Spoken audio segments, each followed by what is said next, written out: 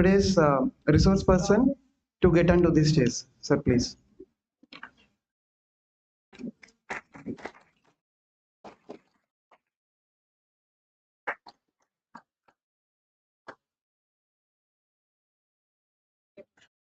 I request Dr. H.H. Havasti, sir, Senior Professor, former head of the Department of Rachna Sharira, Banaras University, to get onto this stage.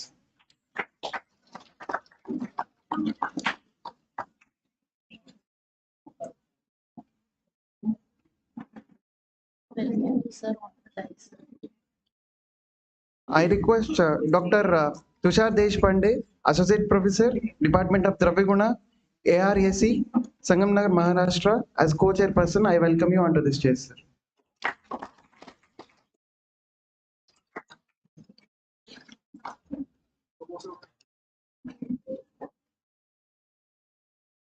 Today's topic of scientific session is understanding Manovaha Srotas and its role in psychosomatic diseases by Dr. Manohar, sir.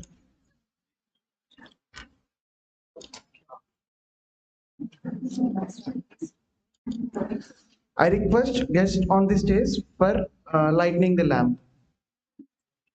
Dr. Manohar, sir, Dr. Havasti, sir, Dr. Tushar Deshpande, sir, I request all of you for the lamping of the light. Dr. Manjuna, sir, Principal, sir, please get onto the stage for the lighting of the lamp.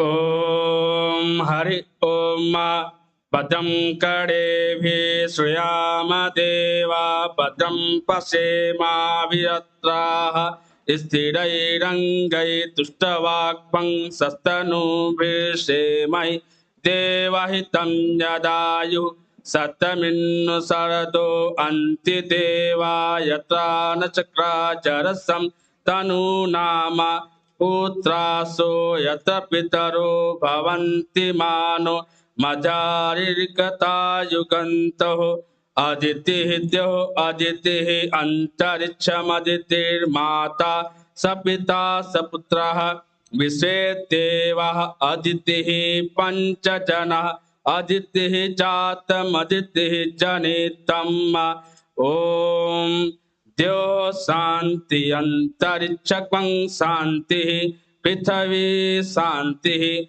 Apaha Santi Aushadayaha Santi Vanaspatayaha Santi Visvedevaha Santi Brahma Santi Sarakvang Santi Santireva Santi Sama Santiredhi Deepam Jyoti Param Brahma Deepo Jyoti Janardana Deepo Haratu Me Papam Deepa Jyoti Namostute Subham Karotu Kalyanam Arogyam Sukha Sampadam Mam Buddhi Prakasaya Deepa Jyoti Namostute Asmakam Buddhi Prakashaya Deep Jyoti Namostute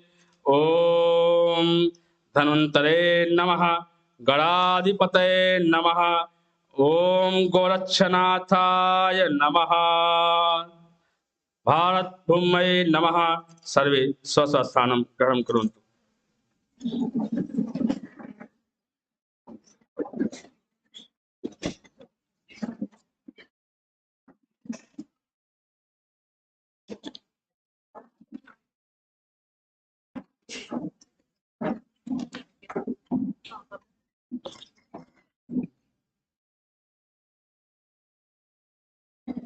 Now I request Dr. Tushar Deshpande, sir, to introduce our today's resource person.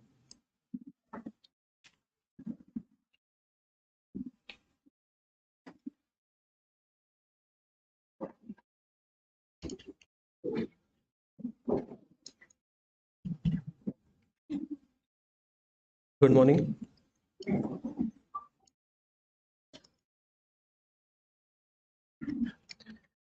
I am very thankful today to organizer to giving me opportunity to introduce my guru, Dr. Manohar sir.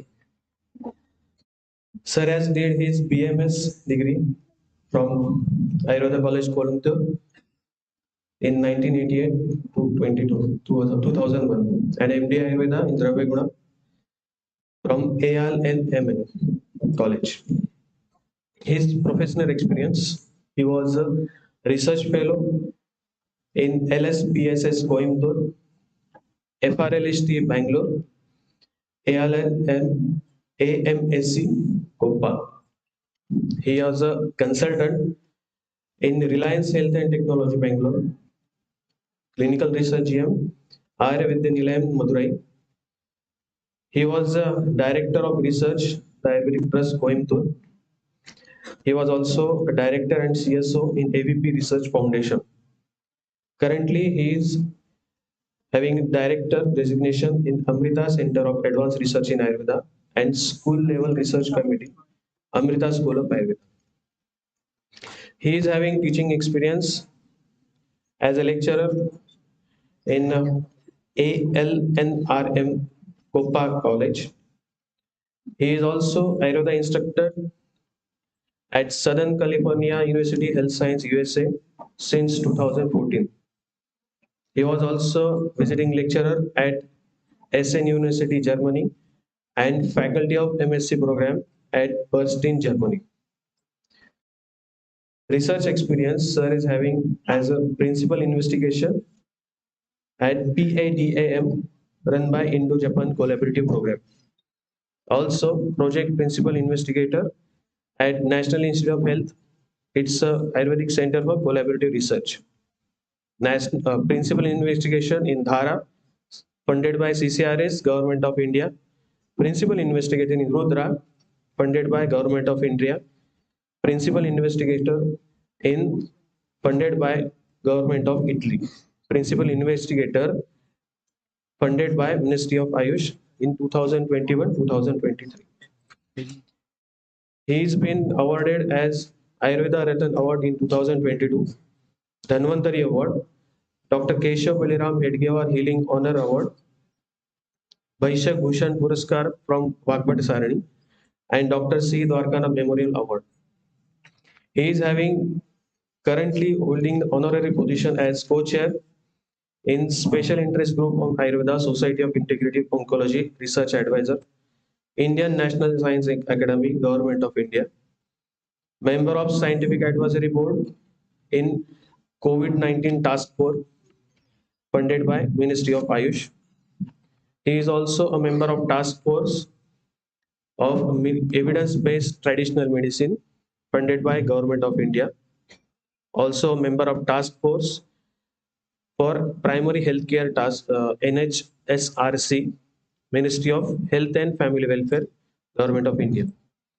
He has done a very different research in integrative oncology.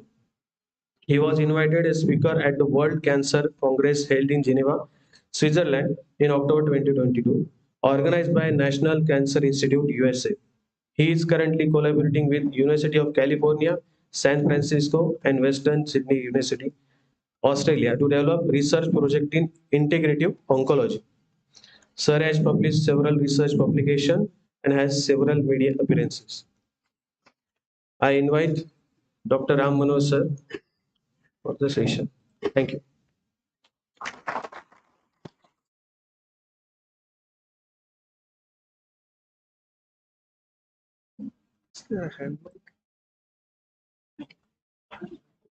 Caller mic. Caller mic.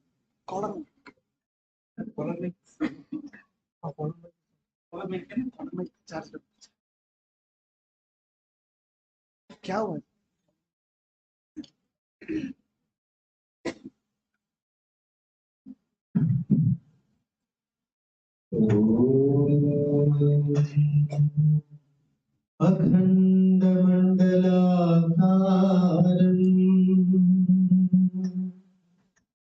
व्याप्तं येन चराचरम्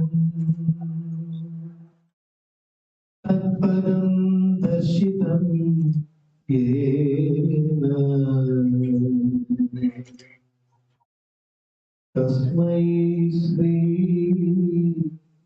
गुरवे नमः। गुरु ब्रह्मा गुरु विष्णु गुरुदेवो महेश्वरः गुरुरेव जगत्सर्वम् तस्मै श्री गुरवे नमः। Very good morning to all of you. Very happy and honored to be present here today. Very thankful to the principal, Naveen, and all the others who invited me to this event. And today is auspicious Ayurveda Day. So first of all, let me wish all of you a very happy Ayurveda Day.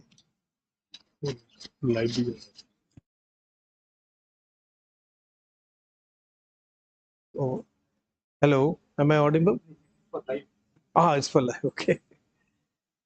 Right.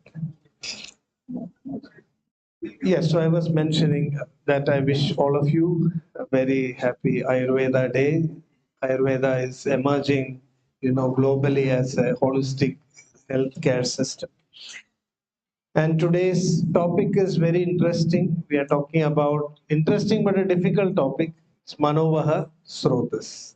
And how Ayurvedic understanding of Manovaha Srotas gives us a better handle on handling, psychosomatic diseases. We all know the textbook Ashtanga Hridayam begins with a very insightful and profound invocation where this whole concept is very clearly outlined. What is that verse? Ragadi Rogan, Satatanu Shaktan, Asheshakaya Prasradan Asheshan, Autsukya Moha Ratidan Jakhana, Yopurva Vaidyaya Namostu Tasmai. So here is the idea already conveyed. The Ashtanga is telling us that the root cause of all diseases is actually in the mind. When our mind is calm and in peace, there is a lot of changes that happens at your physiological level also, creating the conditions for the body to heal itself. This is becoming, and I will also share interesting findings, how this mind-body interactions are being better understood by modern scientific research also. So Ayurveda has understood the body and mind as just two sides of the same coin. And according to, now when we talk about Manovaha Srotas, I want to first try to give a background to this whole discussion. We talk about Manovaha Srotas, it means there are passages for the mind to actually travel. That very idea conveys the point that from an Ayurvedic perspective, the mind is distinct from the body, and that the mind is creating as is for functioning like a substrate, is providing the spaces for the mind to occupy. That is why there is the idea of Manovaha Srotas. This is a unique idea in Ayurveda. See, from modern point of view, the mind is only a function of some chemical reactions. It does not have a real existence. So at the outset, what I want to tell, what makes Ayurvedic understanding unique is that mind is a distinct entity. It is one of the Navadravyas. It has an independent existence from the body, but still the mind and body creates one indivisible continuum. So with these opening words, let me go into my presentation. We are trying to understand Manovaha Srotas and its role in psychosomatic diseases. So I want to make a distinction here also. There are some interesting viewpoints that we need to, appreciate at the outset. See, what we have in Ayurveda is not psychology. There is no Manashastra. It's a paradoxical thing. Everything in Ayurveda is about the mind, but yet we do not have something called psychology. Psychology is a modern Western construct. I want to also tell you that the way Western knowledge systems study the mind and the way Ayurveda and Indian systems study the mind are different. That is why this paradox or contradiction is there. There is no Manashastra. Have you anywhere come across a term in Ayurveda or any Indian traditions called Manashastra. It is not there. But our whole tradition is focused on the mind. The reason is that what we have is the science of consciousness. What we have is Atma Vidya. All our psychology is embedded in the science of consciousness. That is why some of the best books to read about the mind is like the Patanjali Yoga Sutra, for example. Nobody would look at it as a textbook of psychology because it is not just psychology. What has happened in the Western tradition is the mind has been separated both from the body and consciousness, and it is being studied independently. Whereas in our tradition, we studied mind in the backdrop of consciousness. It is consciousness that gives the identity and reality to the mind. This is a very important thing to understand. So even though there is no psychology in the Ayurveda or Indian tradition, we start with psychology itself. If you look at the Ragadi Roga and Sloka, which I mentioned just now, what Ayurveda tells us that the true physician has to be a psychologist. The Apurva Vaidya is actually a psychologist. If you cannot have the access to the mind of your patient, you do not become a healer. This is what Charaka also says. Jnana buddhi pradipena yona vishadi yogavid adarasya antaratmanam nasarogams chikitsati. So Ayurveda focuses on the mind. When we work on the body, we are actually trying to reach into the mind of the individual. All healing is happening in the mental space of your patient. But on the other hand, we have psychiatry, Bhuta Vidya. This is also a paradox.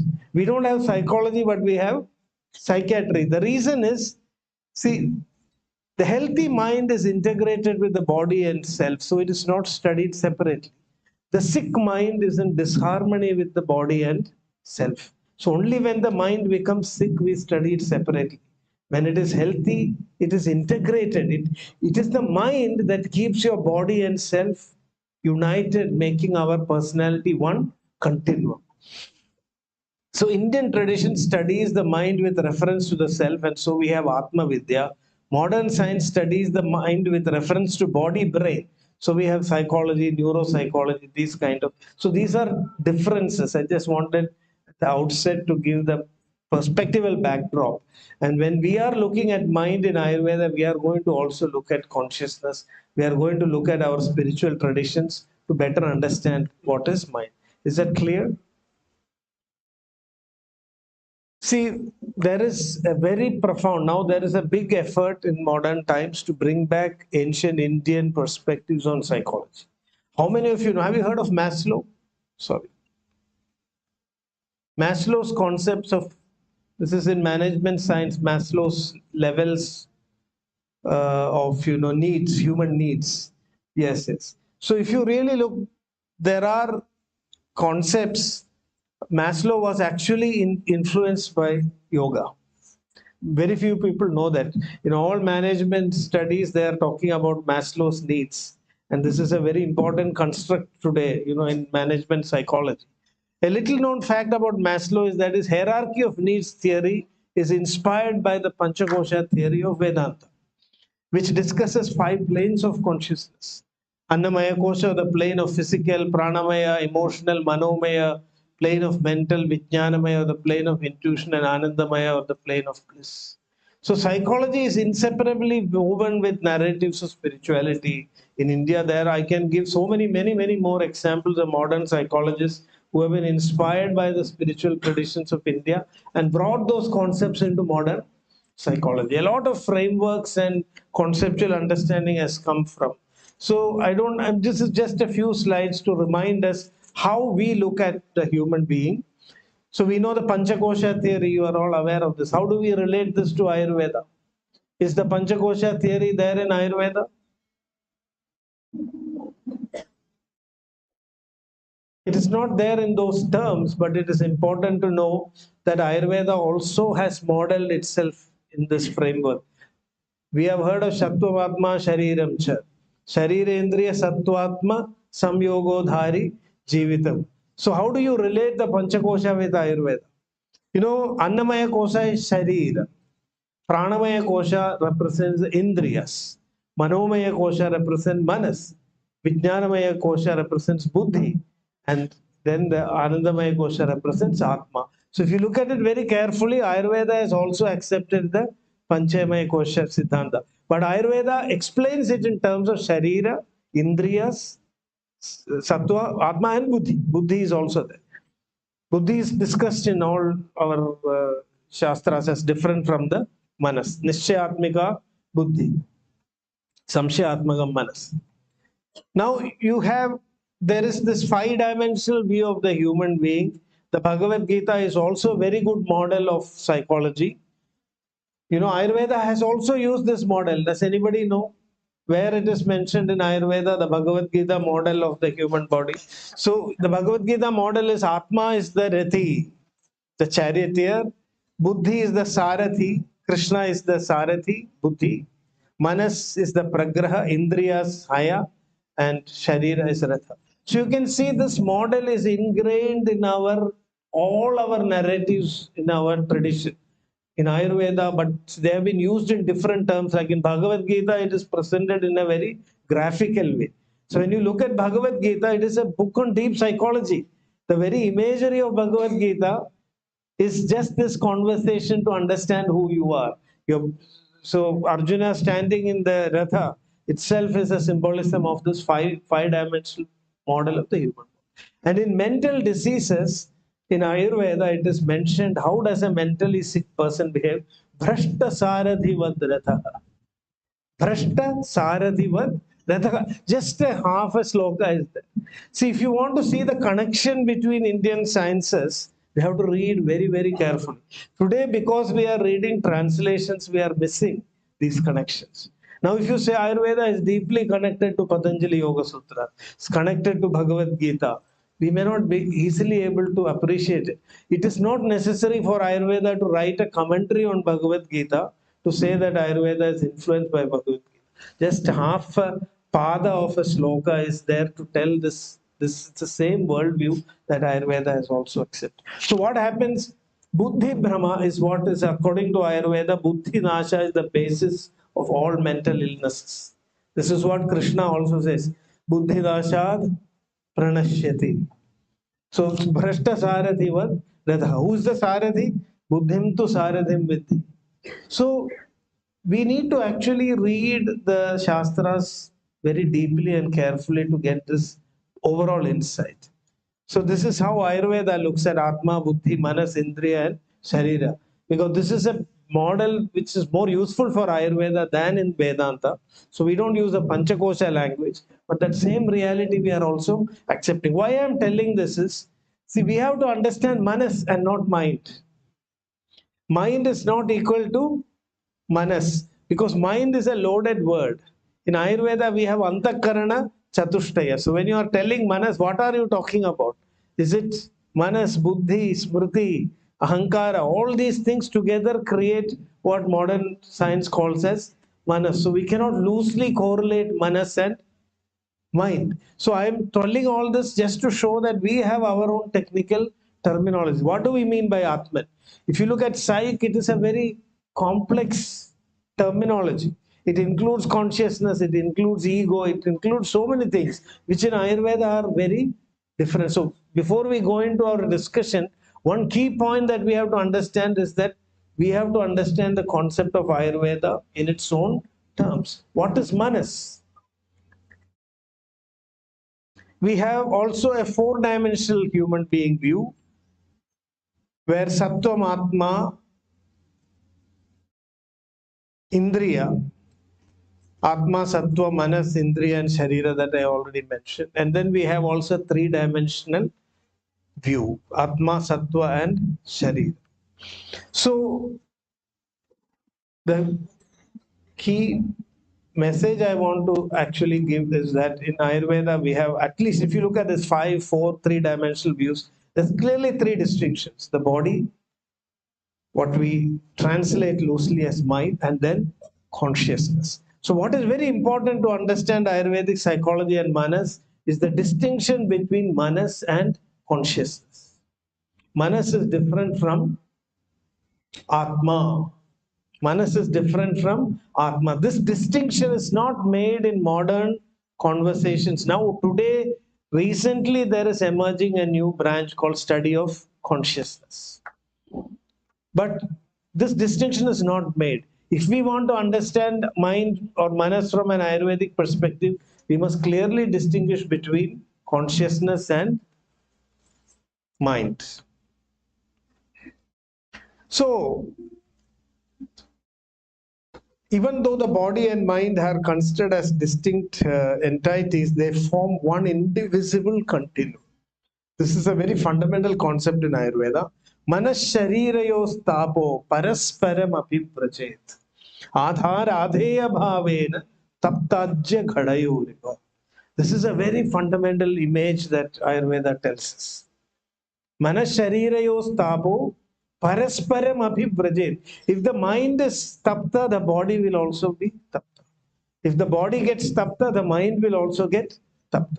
This is very important to understand to show how the body and mind get connected together. That is where the Manovaha Srotas becomes interesting.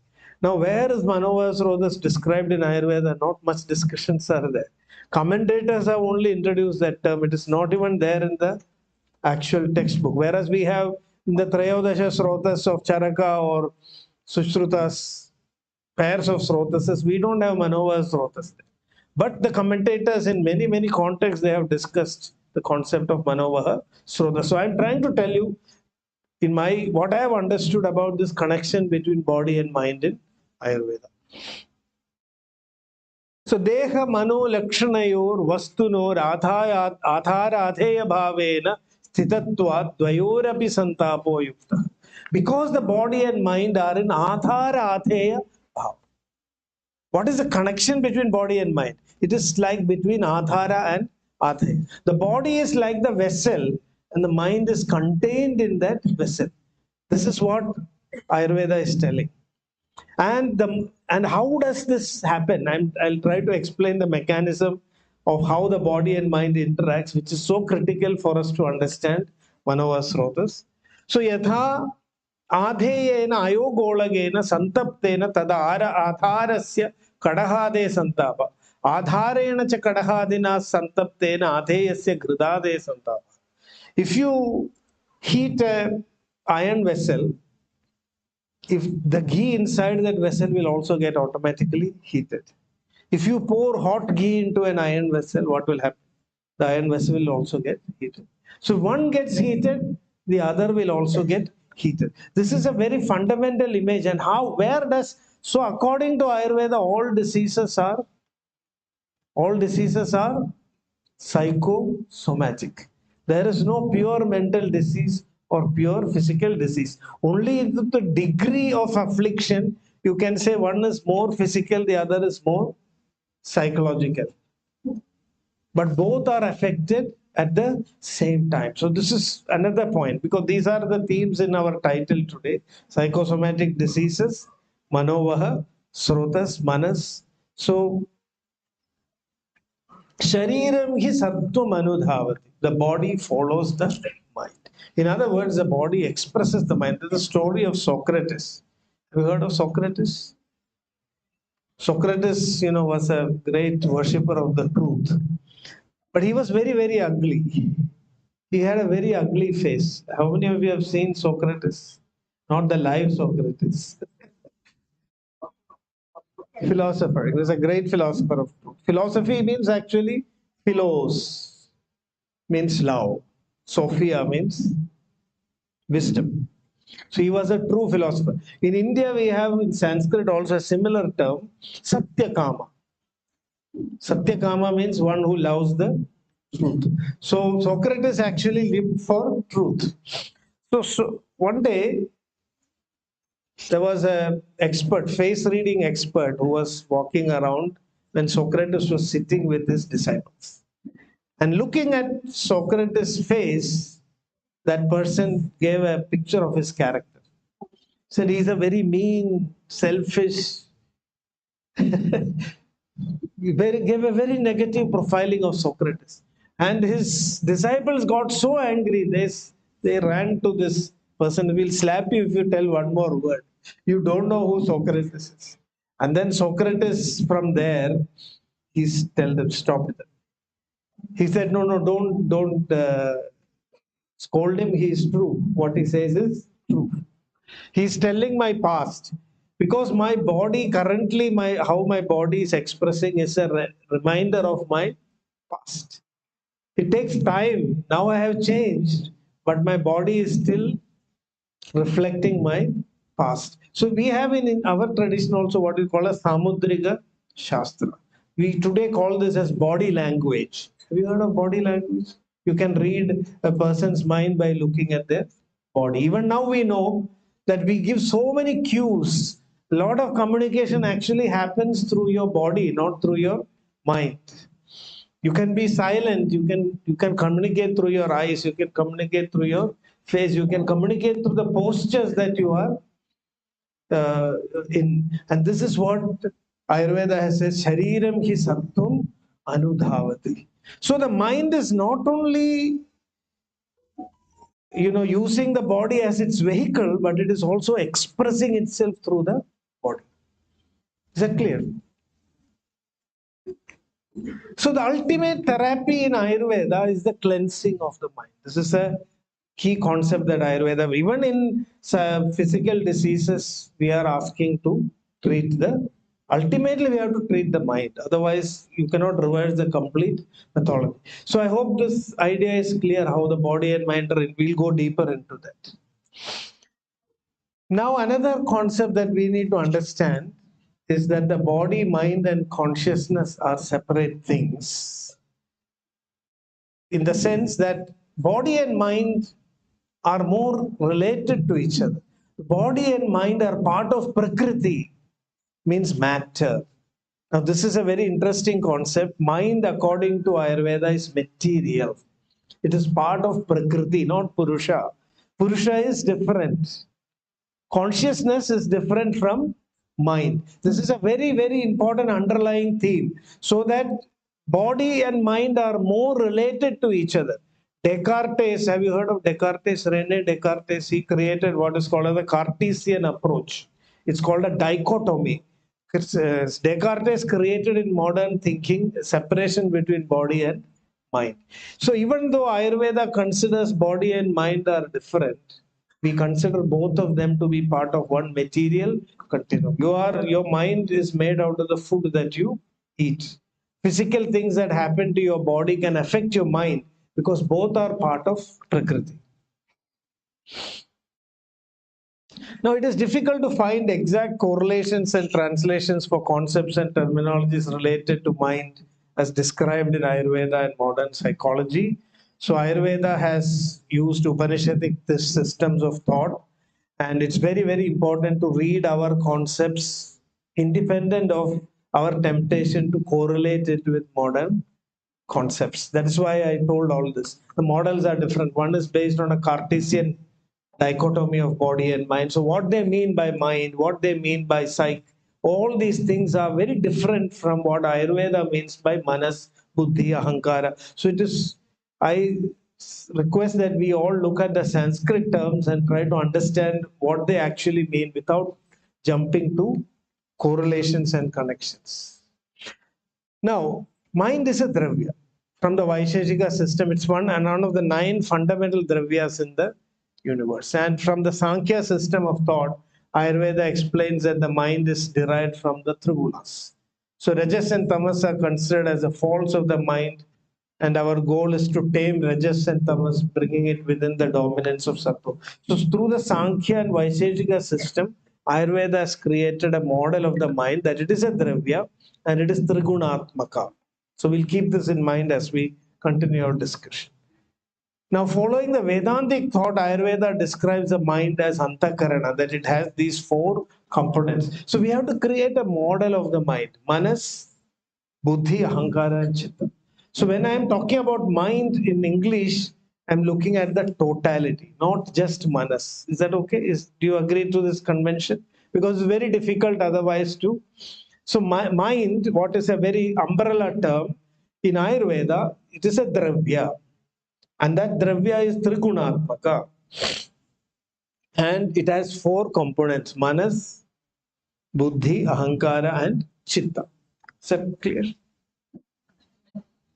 And from Ayurvedic perspective, the mind is an interface between the self and the body.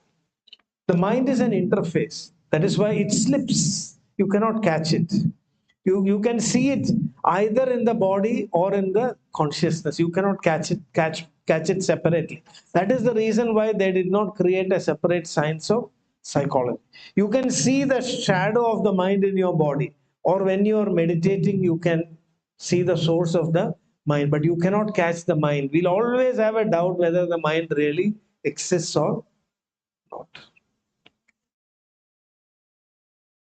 Now, what is very interesting, now to talk about, I'm just trying to give my understanding of this whole concept.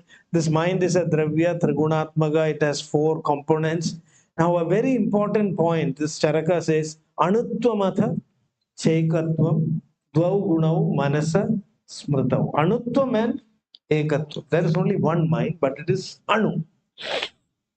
So just look at how the body-mind interface is explained from an Ayurvedic perspective. It's because it is Anu and it is Ekam. It needs the Srotas in the body. Why there is a need for Manovaha? Srotas. Just trying to model this. We need a model, right? We have understood a lot of concepts, but we have not integrated all of that to create a functional model of the body and the mind. Now we say that my body is the Adharam of the, and manas is the adheya, right? So the body is a receptacle for the mind, and this mind is a dravya. It is atomic. It is so sukshma. It is so sukshma. How does it occupy the body? Have you ever thought about it? How does the mind occupy the body? It is a small atomic thing. Is it located in one place of the body? If so, how are we able to know everything that happens? If somebody touches your feet, you will know somebody has touched. At the same time, if somebody touches your head, you are knowing both at the same time. So if the mind is atomic and one, how does it cognize everything that happens all over the body? Now here is a very interesting theory. Now you cannot perceive the mind. You feel with your mind, but you cannot perceive your mind. So Ayurveda establishes that there is only one single mind in an individual, even though the mind is doing multitasking. Please think about this very carefully. The mind is multitasking. So they raised a question also. I am seeing with the eye, I am seeing with smelling with the nose, I am touching with my skin, and I am thinking. Everything is happening at the same time. So there is no other organ in our body which is doing so much multitasking as your mind. So much so that we even have a doubt whether there are many minds in our body. So mind is located all over the body, and it seems to be moving at tremendous speed that it appears to be present everywhere. Mind is one of the most active components of our being. There is nothing which is so active as the mind. This is why we say Manojavam. Our idea of speed is the speed of the mind. We measured the speed of the mind. In 1 microsecond, our mind can travel from one location to the other. Unimaginable speed. So it means that our idea of the mind is something which is very active. So where mind is not present only in the areas where sensations are not felt.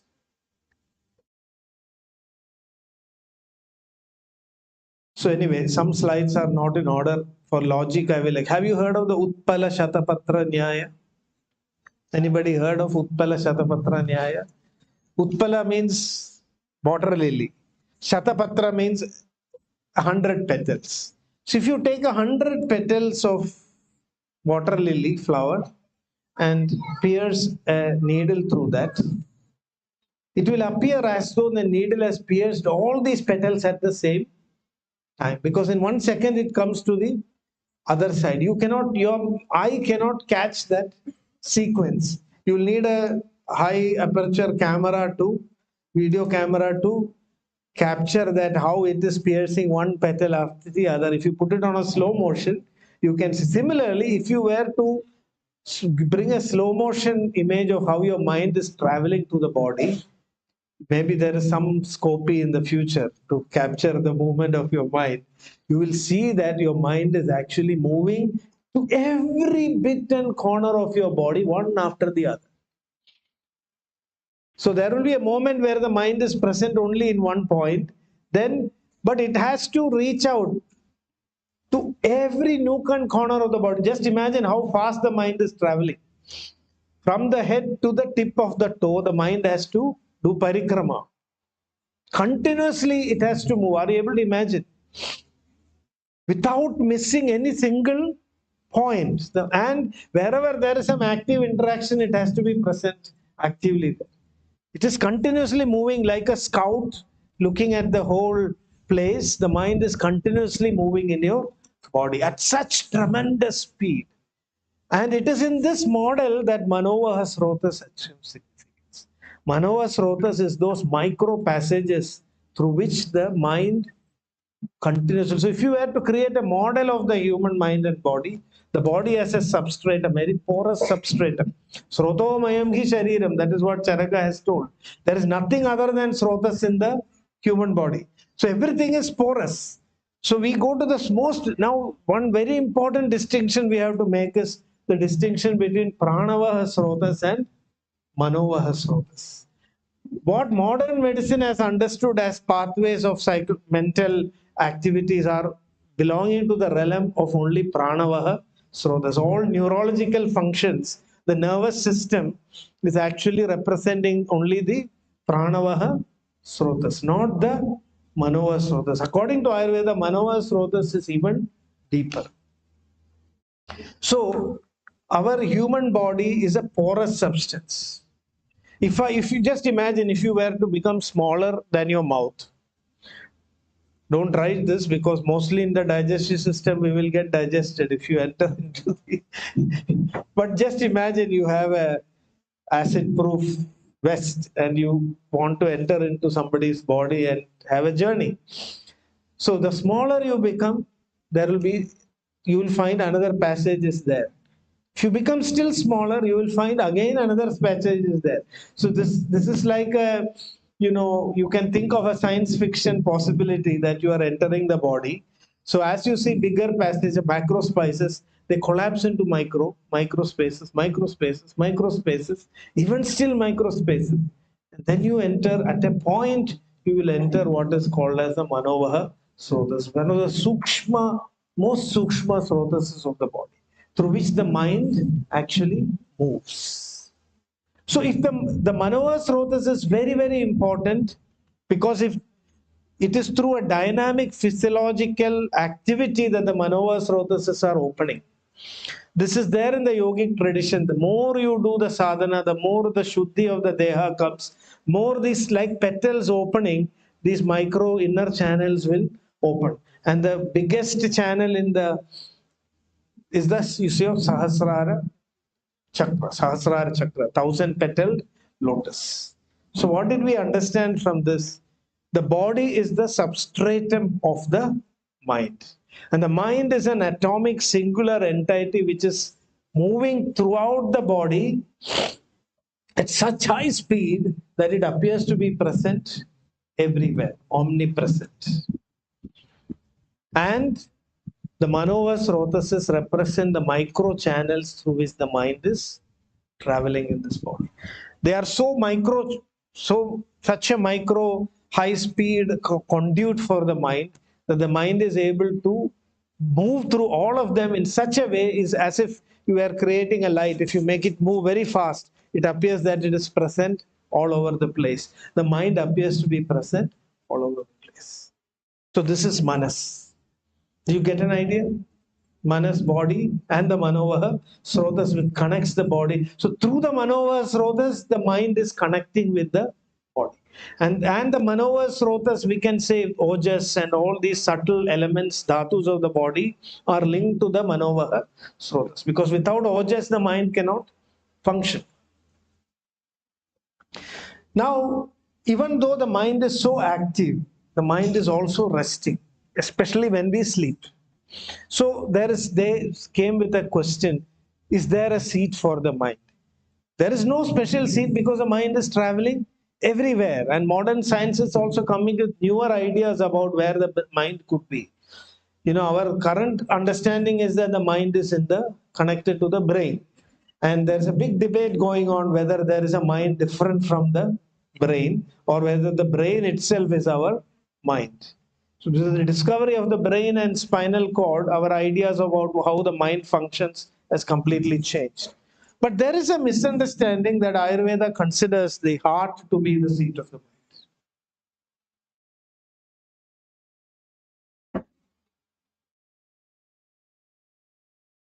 See, have you noticed that Ayurvedic text? When I was a student, I had a big doubt. Hridayam Chetana Sthanam. It was actually translated as heart is the seat of the mind. I was very confused. When I was a student, many times I tried to run away from the course because I couldn't understand many things. One of this was the mind, because I thought if Ayurveda has got this wrong, then the whole science may be wrong. So Hridayam Chetana Sthanam, what does that actually mean? It does not at all mean that it is the seat of the mind. Because minus is Charaka clearly says, Achetanam Kriyavachamana. Just skipping a few slokas. Yes. Hridayam Chetana Sthanam. Heart is the seat of consciousness, not the mind. Mind is Achetanam. Achetanam Kriyavachamana Chetaidapara Yuktasya Manasa Tasya Nirdishyante Vibho Kriya. Manas is said to be Achetanam, Kriya, but Kriyavat. Mind is active because it is running all over the body. It's like a very faithful servant. And consciousness is becoming aware of everything because the mind is moving. Achetanam kriyavaccha manaha chetayita aparaha. Aparah chetayita. Who is the chetayita? Who is the thing that brings awareness to the mind? What brings awareness to the mind is our consciousness. If you also think your thought and awareness, you can also, this is what Vedanta is telling you, please become aware of your thought. Now you think you are the thought, but you will very carefully, if you analyze, you can separate the awareness from the thought. There is an awareness that becomes aware of the thought. So the thought is mind and that awareness is consciousness. Is that clear? So where is that mind then located? The link between mind has also been, before that I have to tell one more thing. So only in the Bhela Samhita this has been very clearly mentioned. Shiras Talvandaragatam Sarvendriya Parammana Tatrastam Tatti Vishayan Indriyanam Rasadigan. So the Bhela Samhita very clearly tells that Shiras Talvandaragatam Sarvendriya Parammana. This is also mentioned by Charaka in an indirect way. Pranaha pranabhridam yatra shruta sarvendriyani cha yaduttamangamagasya shirastada vidhiyate. Shiras is prana sthanam, it is indriya sthanam. It is the sthan of indriyas, and manas is a indriya. It is not chetana. Chetana sthanam is hridayam and indriya sthanam is shiras. Is that clear? So now we look at our model again. There are special places, even though the mind is traveling all over the body through the Manohar Srotas, there are special places where it is, especially when you are sleeping, for example, the active mind is in the brain. The inactive mind is in the region of the heart. Especially the mind that is linked to emotions are more connected to the heart. And I will show some modern findings. Now here, the link between mind and heart has been discussed by Chakrapani Datta. So Chakrapani Datta says that when Hridayam iva nanyad angam pidyate, when manas is affected, there's no other organ in the body that is affected like the heart. So what I hope I made this point clear, that you can say the brain is like the office of the mind and heart is like the home of the mind. So when the mind is active, it is functioning in the brain. And so all activity of the mind you can trace only through the nervous system. When the mind is inactive, it goes into the heart, and you cannot know that the mind is resting in the heart. Yadadu manasik klande. when the mind is tired, it withdraws. And then it goes and rests in consciousness. Because heart is the seat of consciousness. The mind is the connection between the body and consciousness. Now Chakrapani says this, and you can see today, have you heard of the broken heart syndrome? How many of you heard of broken heart syndrome? It's called Takotsubo cardiomyopathy. Takotsubo syndrome. So if a person experiences severe stress or physical emotions, this is otherwise called Takotsubo cardiomyopathy, is weakening of the left ventricle, the heart's main chamber. Yatahi atichintana tatha dukkhaveshadva hridayameva pidyate nanyadangam. This is what Chakrapani says. And today we are understanding this as Takotsubo. If somebody has a sudden grief, the left ventricle will change its shape. You know, this is, you can see the X-ray here. See, it's spot shaped. And this is the Japanese spot called Takotsubo. So Japanese cardiologists actually, when they did X-rays of patients who were undergoing great grief, like loss of a dear one or near one, they found that the heart is temporarily changing its shape, as if that grief is, you know, going deep. And this is called, and Chakrapani was one of the earliest person to comment that the heart can actually be damaged when you have dukkha vesha. So it's a very interesting point. Now, apart from the brain, Ayurveda also considers the heart, gut, and also skin as centers where the mind is very active. Therefore, the gut, heart, and skin can influence the mind. So there is gut brain, heart brain, brain, so many brains. Now, this is bringing us to the concept in Ayurveda that the mind is traveling everywhere. Now, so many points, even touch. I feel tomorrow the new brain that modern science is going to bring about is skin brain, which in Ayurveda we are already using skin as a brain, because sparshane bhyadhigam vayu sparshanam cha tvagashrayam. So by touch you can enter into the mind of another person. That is why touch is so important. You can see heart is considered as the love symbol. Do you know the chemical basis for this? Heart is, usually we use it as love. When somebody is in love, heart. This we, even in our animations, we bring that. So there is a new theory that the heart also has a lot of neuronal, at least 40,000 neurons are there. And modern science is talking about heart also as a small brain. And heart is involved in the release of one hormone called oxytocin. Heart is involved in the release of a hormone called oxytocin, is called the love molecule or bonding molecule. So when you are hugging another person, when you are touching with love and affection, lot of oxytocin is created. And the most profound act which creates an oxytocin is the cuddling of the mother and the child. You know, oxytocin is necessary for child delivery also. But not only that, it is very important for bonding. And it is very much known. So Ayurveda has connected ultimately all the emotions, mind, and everything is linked to the heart. Because at the emotional level, the heart is definitely the seat of. Yeah, how much more time is there? Okay. So the gut brain, on an average, a brain has 100 billion neurons, but the digestive gut also has, the gut is also a small brain. This is very, very important because today in Ayurveda, we are using the gut as the sthana of vata, not the brain. And there are studies which are showing that not only does the gut talk with the brain chemically, but also by sending electrical signals via the vagus nerve.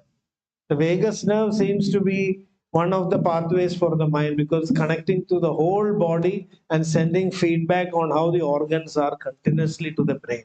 Today we have a new concept called gut-brain axis. See, one of the functions of Agni, if you have good Agni, you will also have something called Utsaha.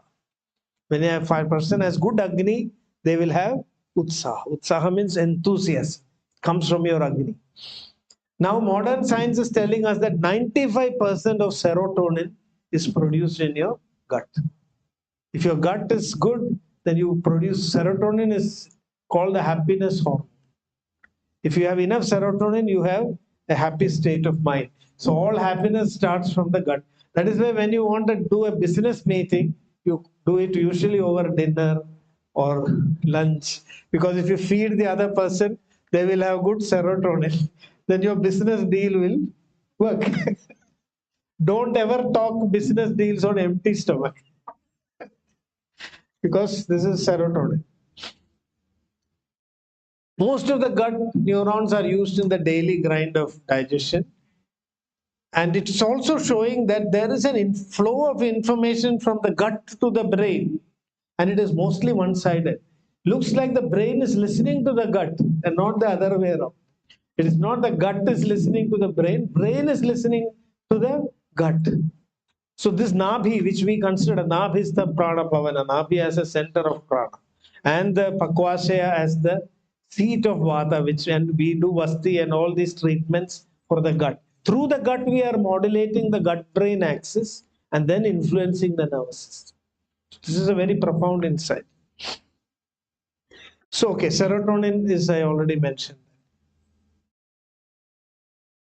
Now, heart also. So the scientists have discovered neural pathways and mechanisms whereby input from the heart to brain inhibits or facilitates brain's activity, just like what is gut is capable of. So gut and heart both help in the thought process. So it's much more complex than we thought about. It's not that the brain is separate and the mind is located only in the brain. The Ayurvedic idea that the mind is, moving through the Manohar Srotas throughout the body with so many centers and locations, and cross communication happening. It's a network. So mind is functioning like a network through the Manohar Srotas. The atomic singular mind, using the body as a substratum, is running around at such tremendous speed. And modern science is beginning to discover all these centers, the gut brain. We always say gut feeling. Have you heard of that concept? Gut feeling. There may be more to gut feeling than just, a feeling. It is coming from the mind. There is a mind here that is also thinking. Heart and love, I already mentioned. So the mind is not sentient. It does not cognize anything. It is achetana and kriyavat, and cognizance happens only in consciousness. Now, because the mind is part of the physical structure, that is why food is important for the mind. What food you eat will influence the way your mind is functioning. If you eat very heavy tamasic food, the mind's movement will become slow. It will have a tendency.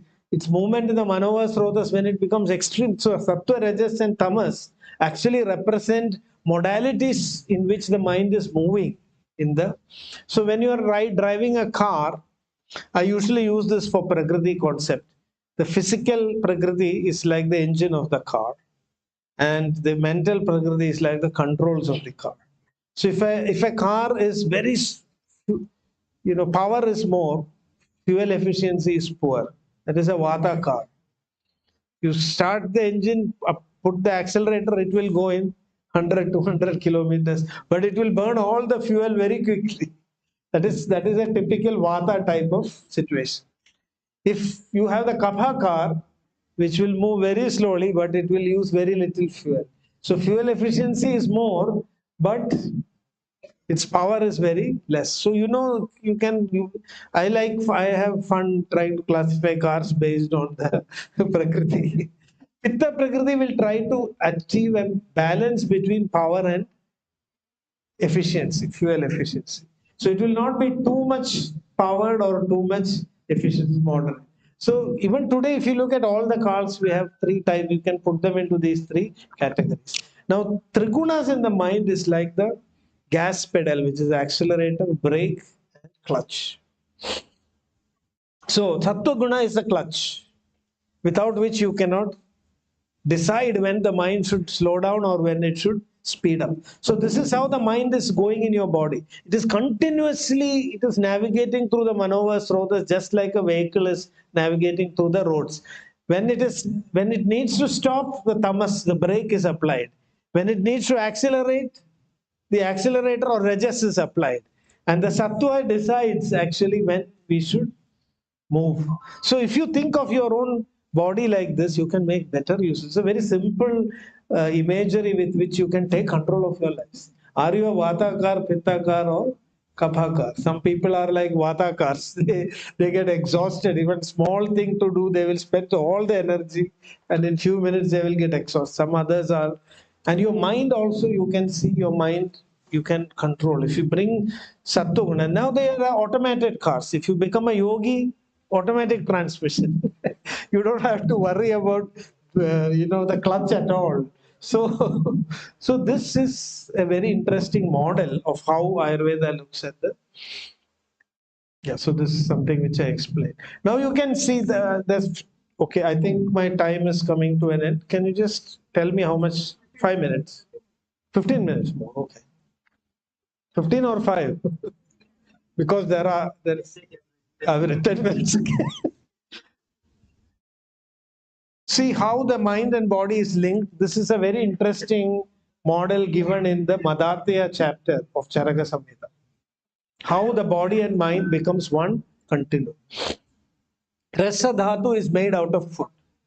The heart is the seat of Rasa dhatu. Ojas is dependent on Rasa dhatu and Manas is dependent on Ojas.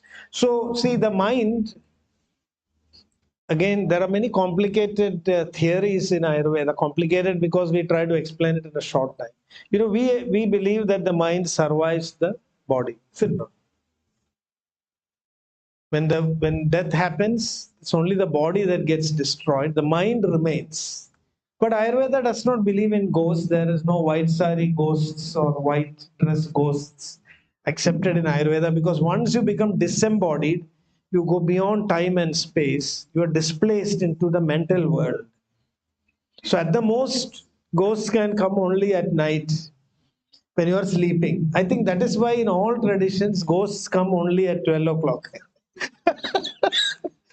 Because you are deep asleep, and in your mental world, you can see, and it will always be your own hallucination.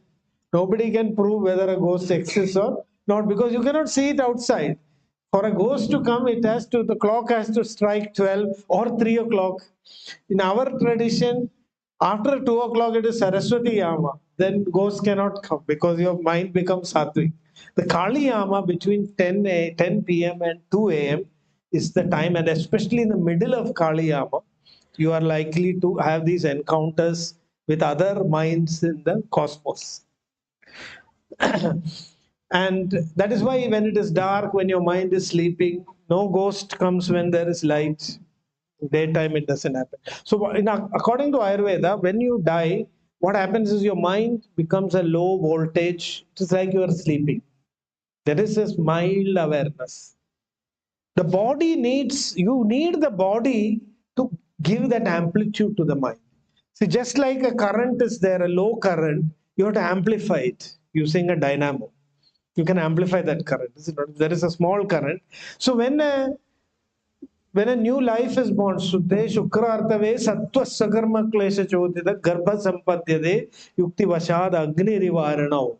Just like that small spark of fire, the mind begins to create that pulsation in the body. But that body cannot, that level of voltage, the mind cannot create that awareness. Now that energy needs to be amplified. And that is why we are eating food.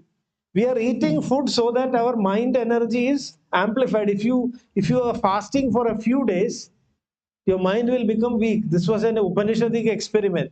The teacher told the students to fast for 5 days and come back and tell whatever they studied. They are not able to remember. The mind has become weak. And then the teacher, Guru, tells Annamayam hi Saumyam Mana. The mind is Annamaya.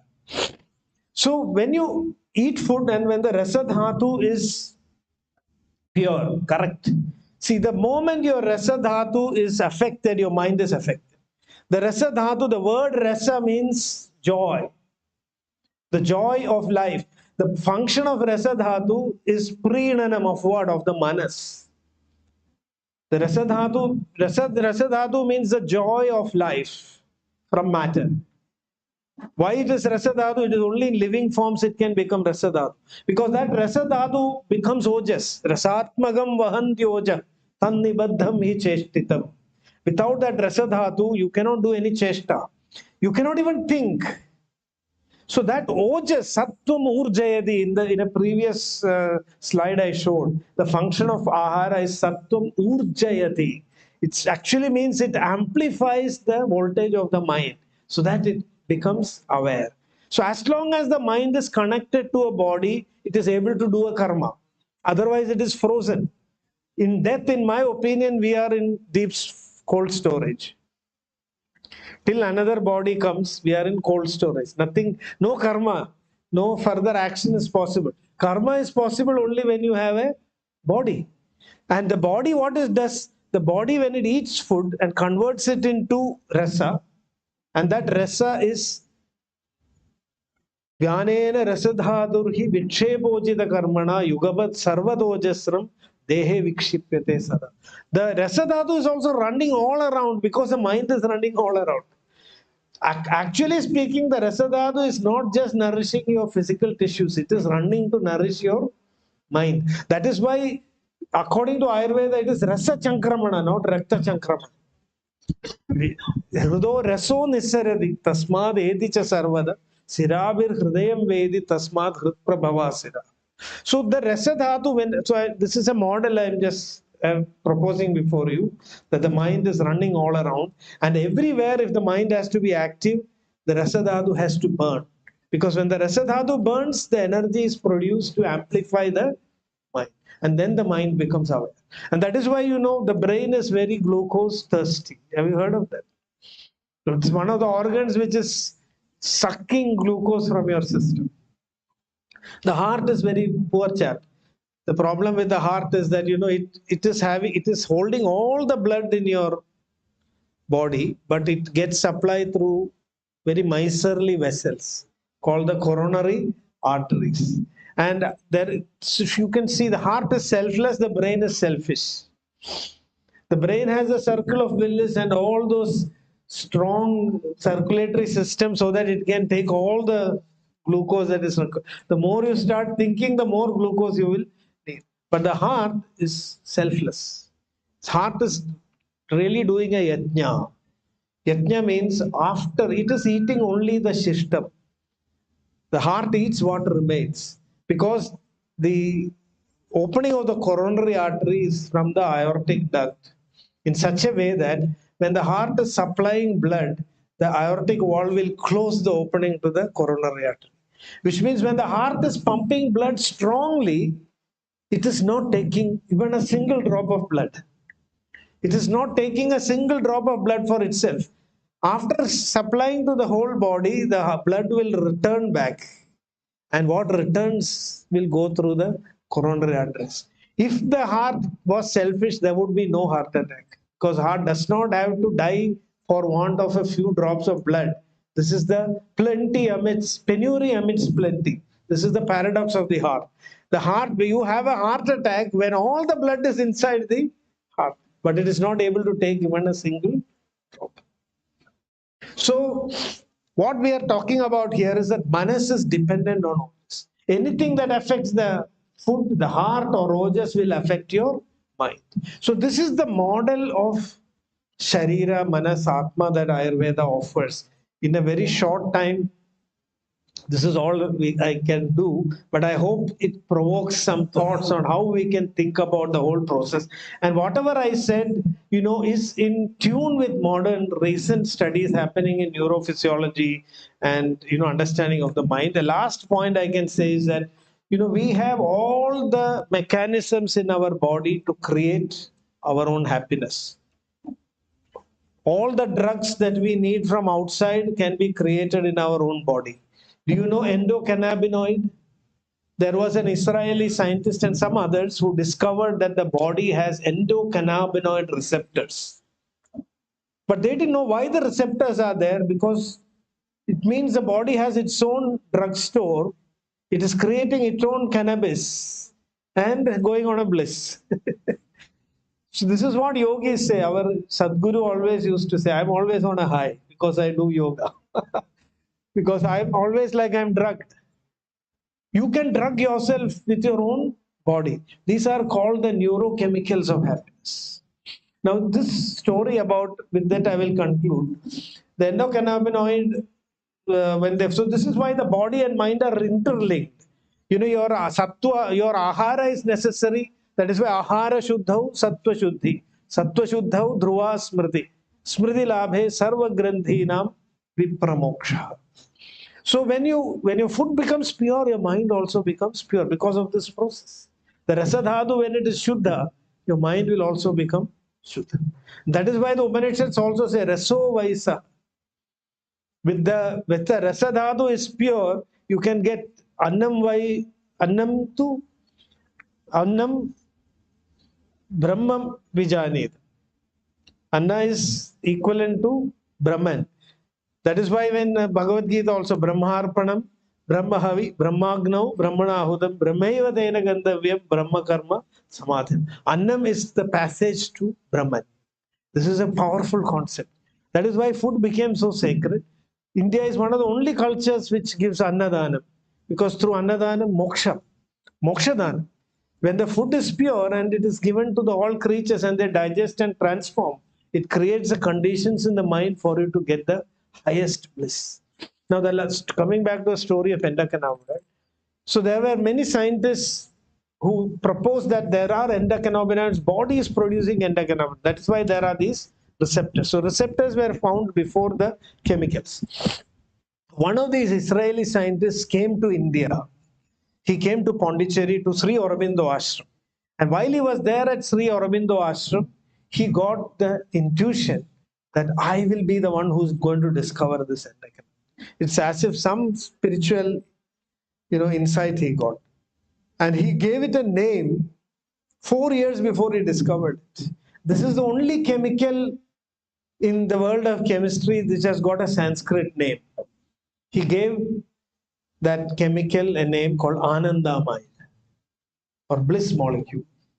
It's an amide. Chemically, it is an amide, but he gave it a name anandamide because he was inspired by Aurobindo in the ashram. And 4 years later, although many scientists were trying to find this molecule, it was this Israeli scientist who finally discovered this. And even today, it is known as anandamide. You can Google and find out anandamide.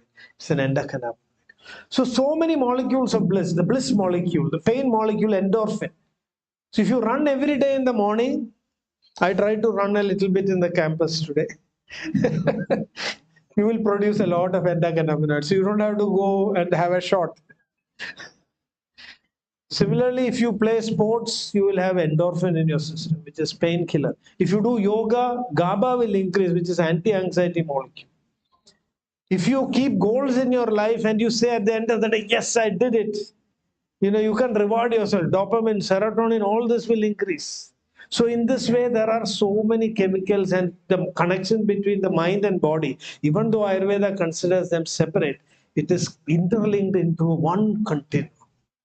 And it is this understanding which Ayurveda says also all mental diseases happen through the physical medium. Unmado nama manaso doshair unmargagair madaha. When the doshas get into the Manovaha Srotas, that is when unmada happens. And tathasya shuddha dehasya prasadan labade mana. So in all the mental diseases, we are cleansing the body and correcting the rasadhatu, bringing ojas back into the system. And then the mind's function will also change. If somebody is mentally sick, his pitta is aggravated, if you try to counsel him, he will slap you. I have seen in Kottakkal, there is a very nice hospital. So there, they are putting a talam on the patient's head, Pitta Shamana.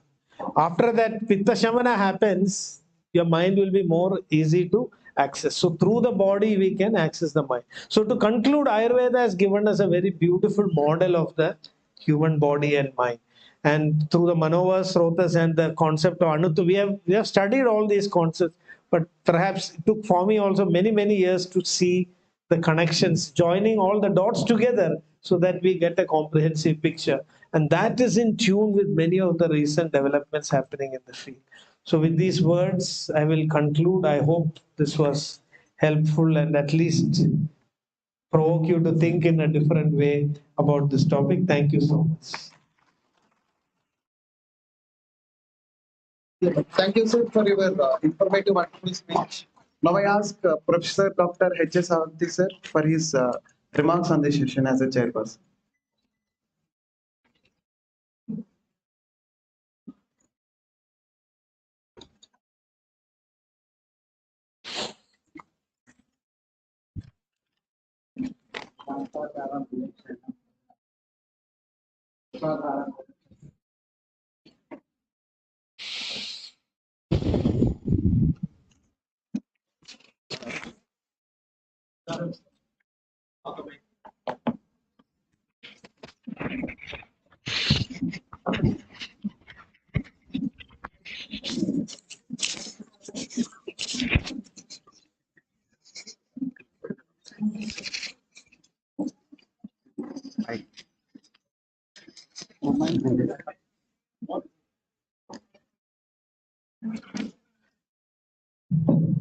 Hello. Hello.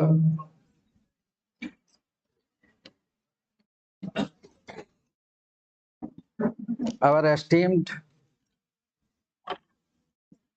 speaker and principal of this college and organizers.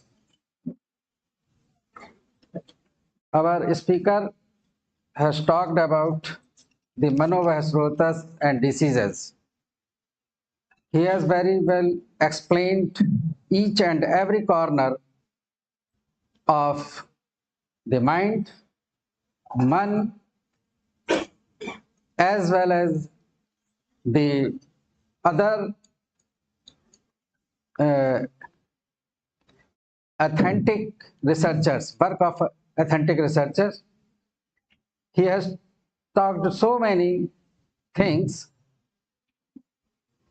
The first of all, he has talked, in the last he has talked the Brahm. So I am enlightening some words about the Brahm. What is Brahm?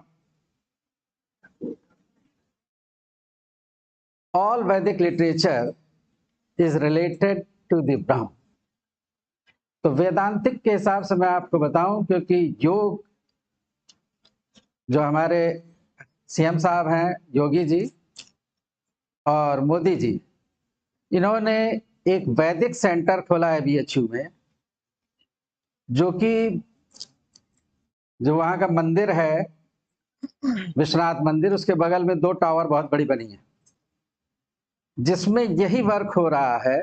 उनका vision यही है कि वेदों में, आयुर्वेद में, उपनिषद में जो भी साइंस है, जो संस्कृत में लिटरेचर लिखा गया है, उसको ट्रांसलेट किया जाए साइंस में। तो आप ये देखते हैं कि अपभ्रंश भी बन जाते हैं, हम लोग गुलाम रहे। तो ब्रह्म से ही बना ब्रेन। अब मैं एनाटॉमी का आदमी हूं तो मैं एनाटॉमी के एंगल से देख के बताऊंगा, और उसी से बना सारी ब्रह्म, सारे ब्रह्म। तो जो आपने पढ़ा होगा कि यत् पिंडे तत् ब्रह्मांडे, जो कुछ यूनिवर्स में है वो हमारी बॉडी में है, बॉडी में है तो ब्रेन में है, और उससे आगे चले जो उसमें है वो सेल में, उससे आगे है। Cell is the miniature of the body, it is very important thing. और सेल में भी क्या चीज इंपॉर्टेंट है? लोग कहते थे कि जीन्स इंपॉर्टेंट, 20वीं सदी में ये बात चल रही थी। नो, मेम्ब्रेन, कला। और इसीलिए कहा गया कि हमारे जो भगवान हुए कि 16 कला के हैं कि 12 कला के हैं, कितनी कला के हैं। आज रात में मैं वीडियो देख रहा था तो रामानंद सागर कह रहे हैं कि ये जो पौधे हैं, पेड़ पौधे हैं, वो 1 कला के हैं, मनुष्य 4 कला के हैं, और 6 कला के, और 6 से ऊपर का कला मनुष्य धारण नहीं कर सकता है। तो ब्रह्म की बात की, माइंड की बात की, तो और उन्होंने जो बात करी कि पंचकोश की, इसके बारे में मैं बताऊं कि तैत्तिरीय उपनिषद में ये वर्णन है। और तैत्तिरीय उपनिषद में उन्होंने पहले कहा, उनके पुत्र गुरु का पुत्र उनसे पढ़ना चाह रहा है, लेकिन वो एक तो उसमें ये देखिए कि उसकी पुत्र को वो नंबर नहीं ज्यादा दे रहे हैं। उन्होंने कहा ब्रह्म को मैं जानना चाहता हूं, तो उन्होंने कहा तप करो, मीन्स रिसर्च करो। वो गया जंगल में, यानी कि रिसर्च सेंटर में गया और रिसर्च करके आया। तो उन्होंने कहा कि जो आहार है, जो अन्न है, अन्न ही ब्रह्म है, अन्न ही ब्रह्म है। फादर सेटिस्फाइड नहीं हुए, मुख मुद्रा उनकी शांत थी। बच्चे ने समझ लिया मेरा सेटिस्फैक्टरी आंसर नहीं। अगर वो चाहते तो उसको गुड और फुल मार्क्स देके कहते सेटिस्फैक्टरी, नो।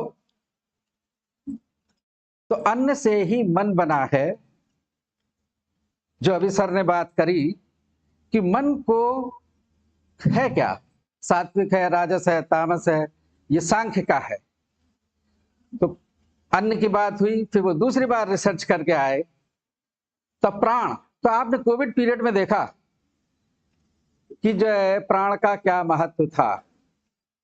उसके बाद उस पर भी नहीं सेटिस्फाइड हुए तो मन, उन्होंने कहा मनोमय कोश।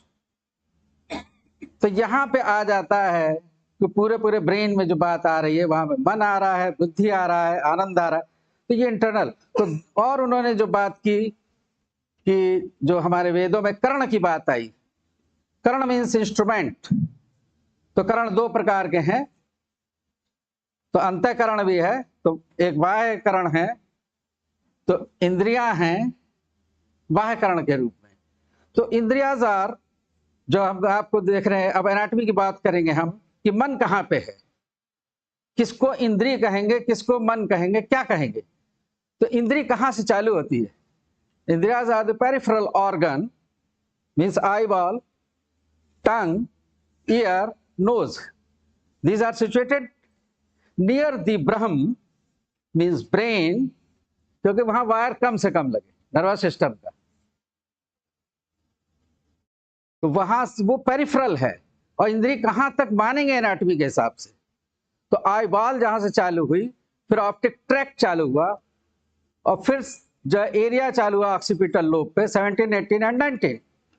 तो वहां पे इंद्रिय बुद्धि पंचक में जो बताया गया, तो इंद्रिय वहां से वहां तक है एनाटॉमिकली, समझ लीजिए। और उसके बाद क्योंकि जो ज्ञान का क्रम है, ऑब्जेक्ट है, फिर इंद्रिय है, फिर मन है। और मन के लिए जैसा आपने पढ़ा भी कि हाइपोथैलेमस बताया गया कि वहां तक चल रहा है रिसर्च में। Only 5 minutes. तो हम लोग एनाटॉमी के आदमी हैं, तो उसको एनाटॉमी के एंगल से देखते हैं कि एनाटॉमी क्या है। तो जो दूसरी बात इंपॉर्टेंट केवल मैं बताना चाहूंगा, जो वेदांत कह रहा है कि ये ब्रह्म और मनुष्य का क्या रिलेशनशिप है। तो ये सारे घट है, तो घटाकाश और बाह्य आकाश। तो ये जो कमरे हैं, अगर दीवारें तोड़ दीजिए तो एक ही आकाश, तो सारा ब्रह्म। तो ये जो घट है, जो शरीर है, केवल इसकी जो वॉल्स हैं वो ही रुकावट है, उसकी एनाटॉमी ही रुकावट है, और आप ब्रह्म है। तो ये जो ब्रह्म है, जो जैसे चांद या सूरज है, इतने घटों में एक साथ पानी जैसे भरा है, तो उसके ऊपर आपको दिखेगा, हर एक में चांद दिखेगा। अब आप उसको लेकर दौड़िए तो चांद स्थिर नहीं होता। तो मन की वही स्थिति है, अगर आपके पास उसकी गति है, विचार हैं, और तेजी से वो छलक रहा है, तो आपको सत्य का ज्ञान नहीं होता। उसको स्थिर करना, बैलेंस करना, शुद्ध करना, और वो होता है गीता के हिसाब से वैराग्य से, वैराग्य के अभ्यास से सत्व की शुद्धि होती है, मन की शुद्धि होती है, और आप उसको शुद्धि करें और ब्रह्म की प्राप्ति करें। Thank you all. बहुत ही सुंदर सर ने डिस्क्रिप्शन दिया। Thank you sir.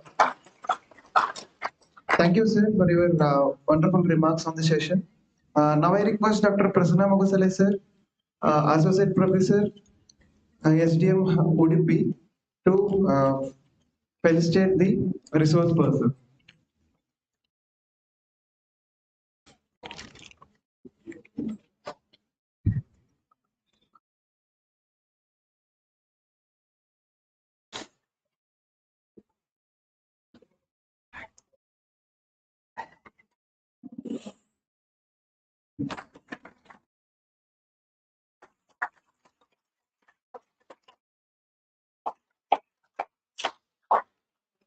The right side.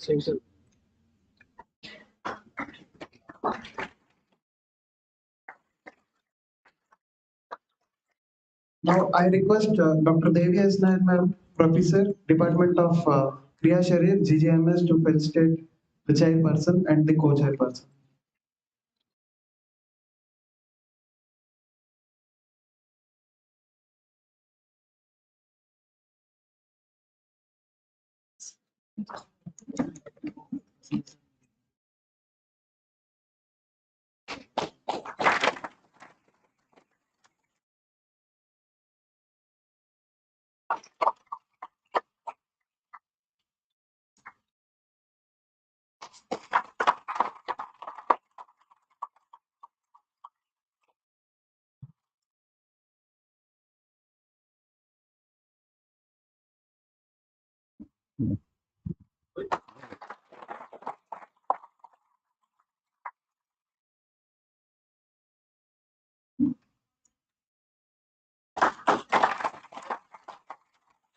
Now I request Dr. Prasanna Mugusale sir to facilitate the session coordinator.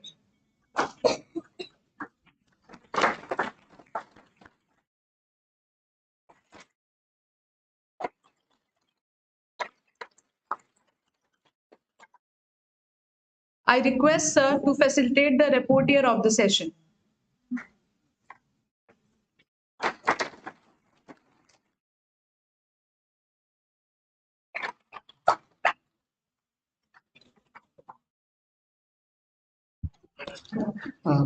Thank you everyone on the dais, and now I declare the session is over.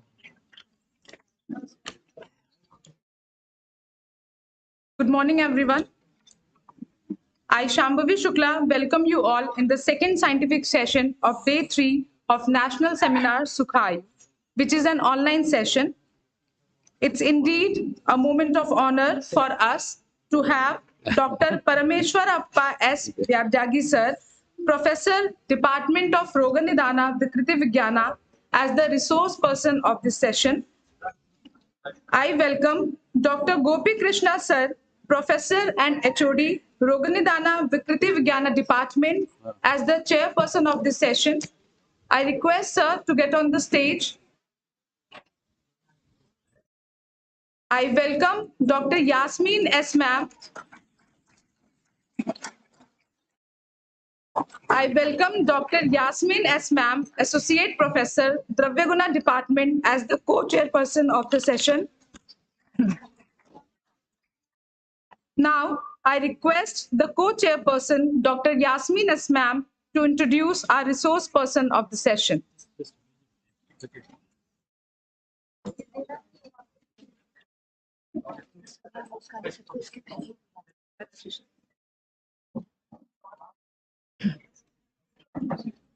Sir, I'll pre-announce. I'll pre-announce.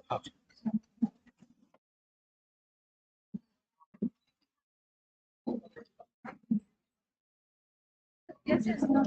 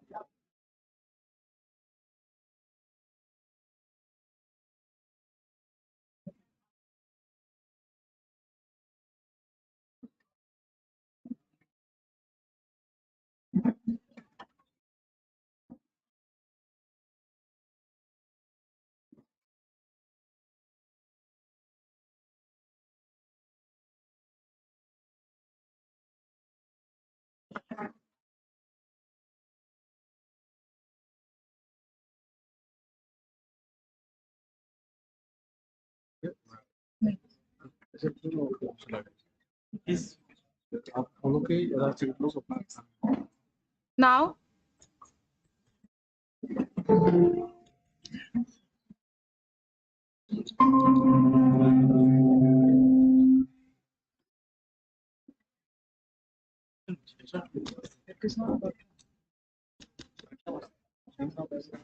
hello.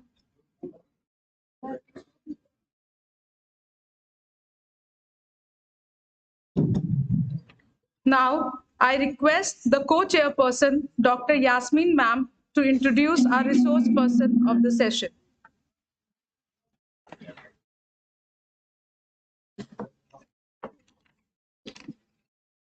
सुप्रभात जैसे mic ठीक करना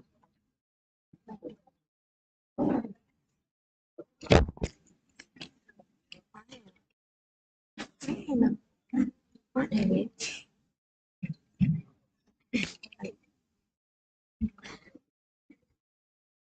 सुप्रभात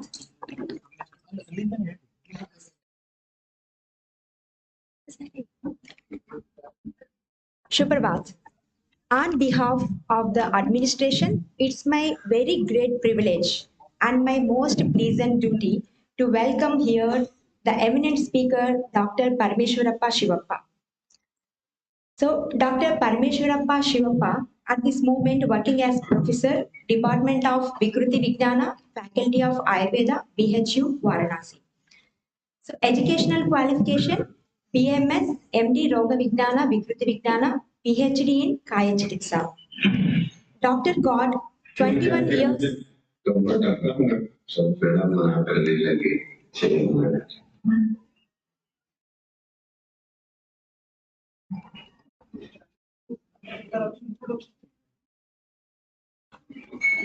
Doctor got 21 years, 8 months teaching experience till now. Dr. Parameshwarappa got 164 publication so far, 33 full paper published now, 169 paper presented as a resource person. 18 books has published, 14 students got research guidance from Dr. Parameshwarappa, and 8 students undergoing research guidance of Dr. Parameshwarappa Shivappa. He has got 14 awards as well as 2 special achievements.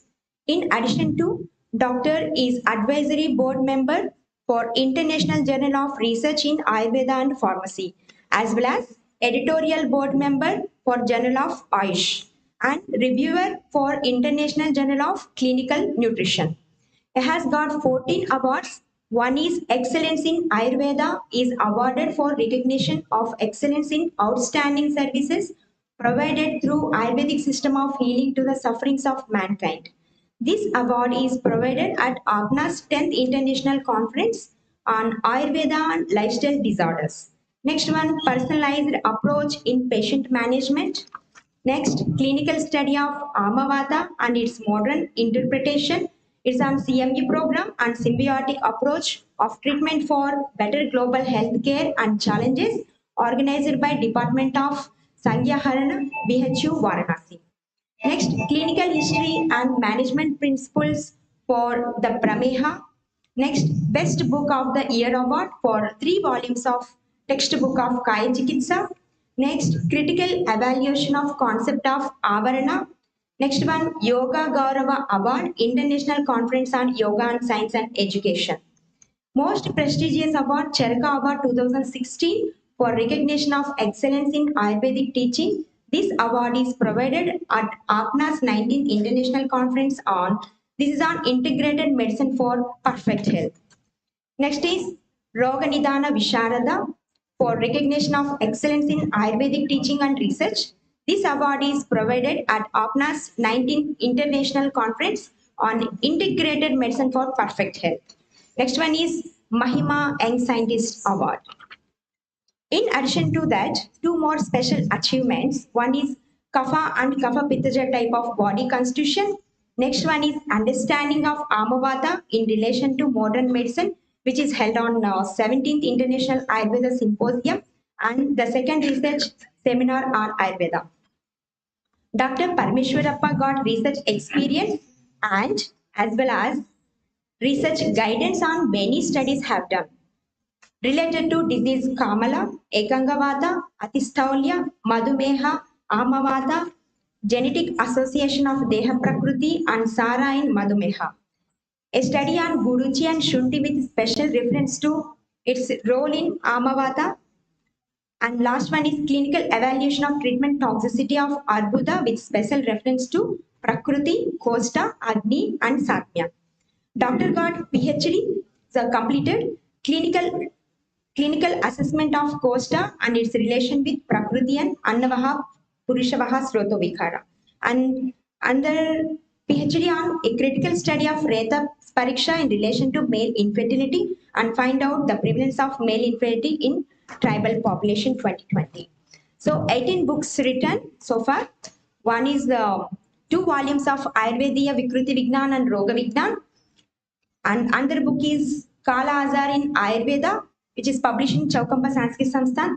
Next one, Encyclopedic Dictionary of Ayurveda. Next is Effect of Season on Prakriti. Next one, 3 volumes of Kaya Chikitsa, textbook of Kaya Chikitsa.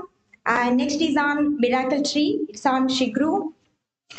And next is 2 volumes of Ayurvediya Vikruti Vijnana and Roga Vijnana. Next, 2 volumes of Madhava Nidana, textbook of Madhava Nidana. And next one, microbial infectious disease include COVID-19. Next is on Vyadhi Kshamatva, that is immunity. Next is on clinical laboratory manual. Next is a revised textbook of Kaya Chikitsa. These are the 2 volumes. I would like to welcome Dr. Parmeshwarappa Ayyappan on online session. So doctor is going to present the topic, integrated diagnostic approaches for understanding Srototosti. Dhanyavad.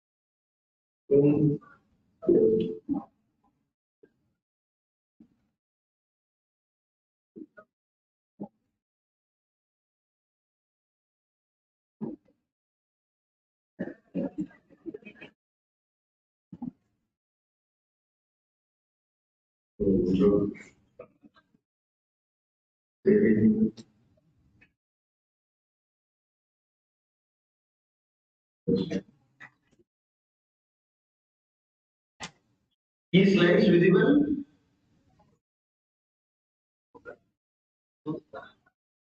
Slides visible ಆಗ್ತಿದೆಯಲ್ವಾ?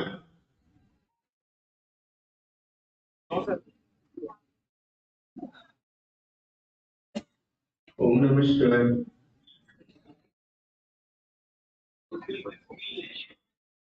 Share ಮಾಡ್ರೆ, okay. Share ಮಾಡಿದ್ರೆ entire screen, okay.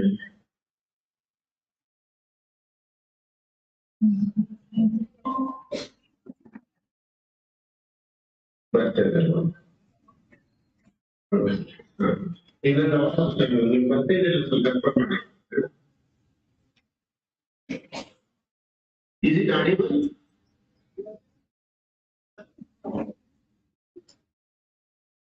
सुनाई दे रहा है?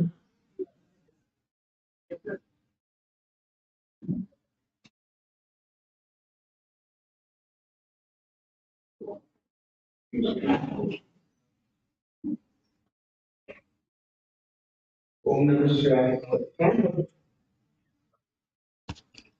Audible is visible, right? Om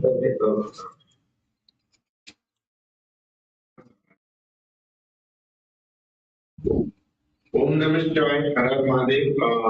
I welcome you all for the final day Srotas conference, and it's very happy to be part of this particular wonderful team conference because they started with the anatomy to that of the surgical and to that of the medicine, to that of the pathology, and to that of the Panchakarma, everything. It's starting from first year to final year, most of the topics related to this focus have been wonderfully, meticulously planned it out.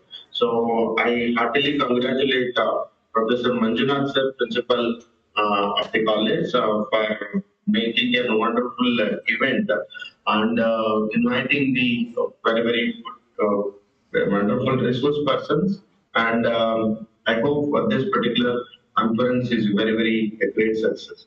And due to some, I was personally, I wanted to be there personally, but due to some health issues, I was not able to attend the conference in person. So, but that's the reason I am delivering my lecture through the audiovisual presentation through the online presentations. So there are discussions which are going on from the day one, from 8th day onwards, and the 8th November onwards. So related to the what is Srotas and how it can be understood, and what are the different definitions and different derivations and different understanding of the Srotas from the point of view of the anatomy to that of the physiology, to that of the pathology, to that of the medicine, to that of the surgery, and to that of the Panchakarma. It has been well versed and well discussed about that. But today I will make an effort to give an integrated diagnostic approach for understanding of the Sroto. So everybody knows that there are two different terminologies which are used in context to the while explaining about the disease. Kavaiguna and Sroto are an integral and indispensable stage in the process of manifestation of the disease. So there are different versions will be there in relation to the understanding of these two terminologies. I will come to that later. And Sroto is very frequently recognized in management is intended subsequently. And Kavaiguna usually its recognition, its fundamental factors, its significance in the treatment and its consequences in the district manifestation is often ignored because of the Kavaiguna Lakshanas manifestation at this stage.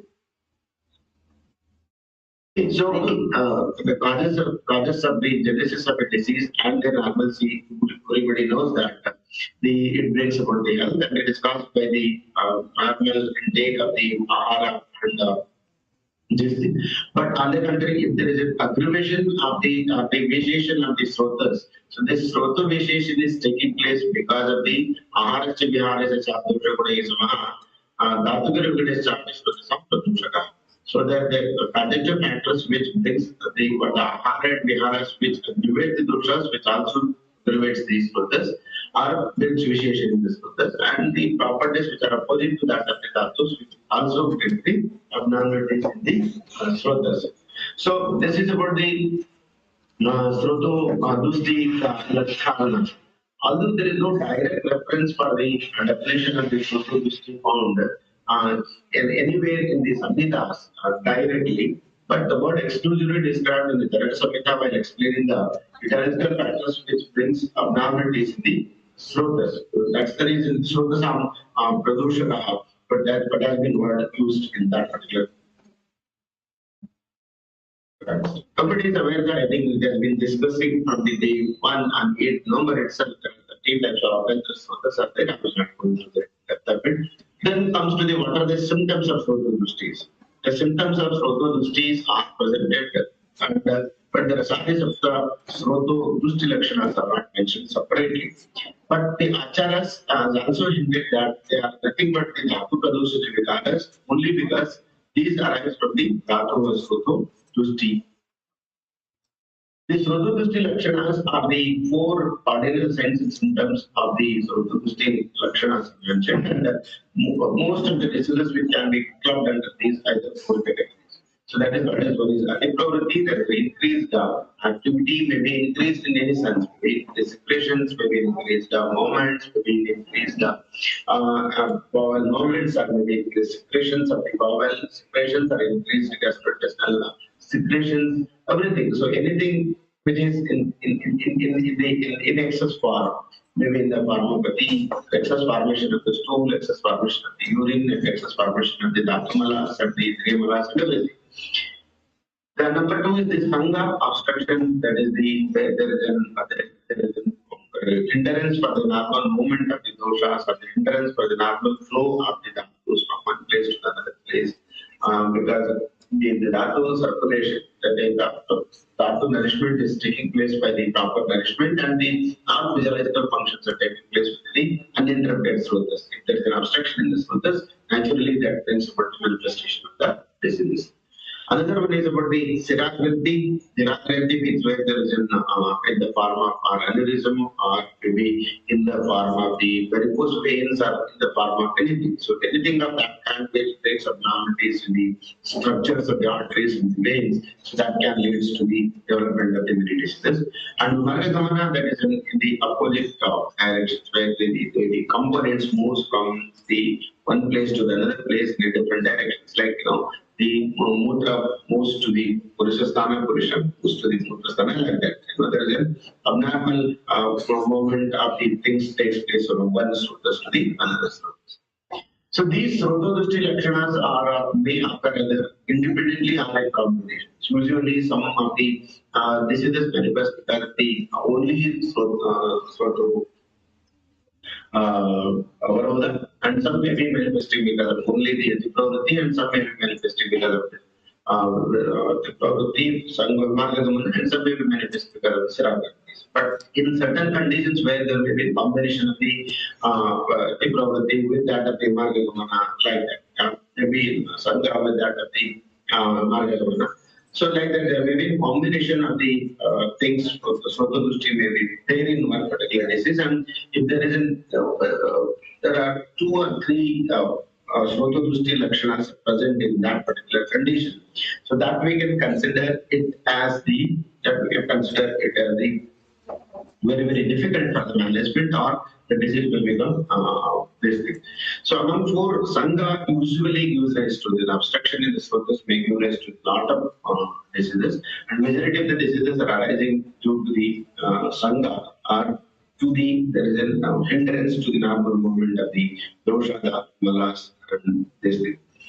So the close association of the dhatus and srotas, usually the dhatus and the respective srotas generally share a very close association. So as a result of that, there will be dhatu pradoshas and vikaras are manifesting. That's the reason when we were explaining about the rasava sroto vikaras, we directly link to that of the rasa pradoshas and vikaras. And dushti in the srotas may lead to the dushti in the dhatus, and vice versa. That has been nicely elaborated in the start of that.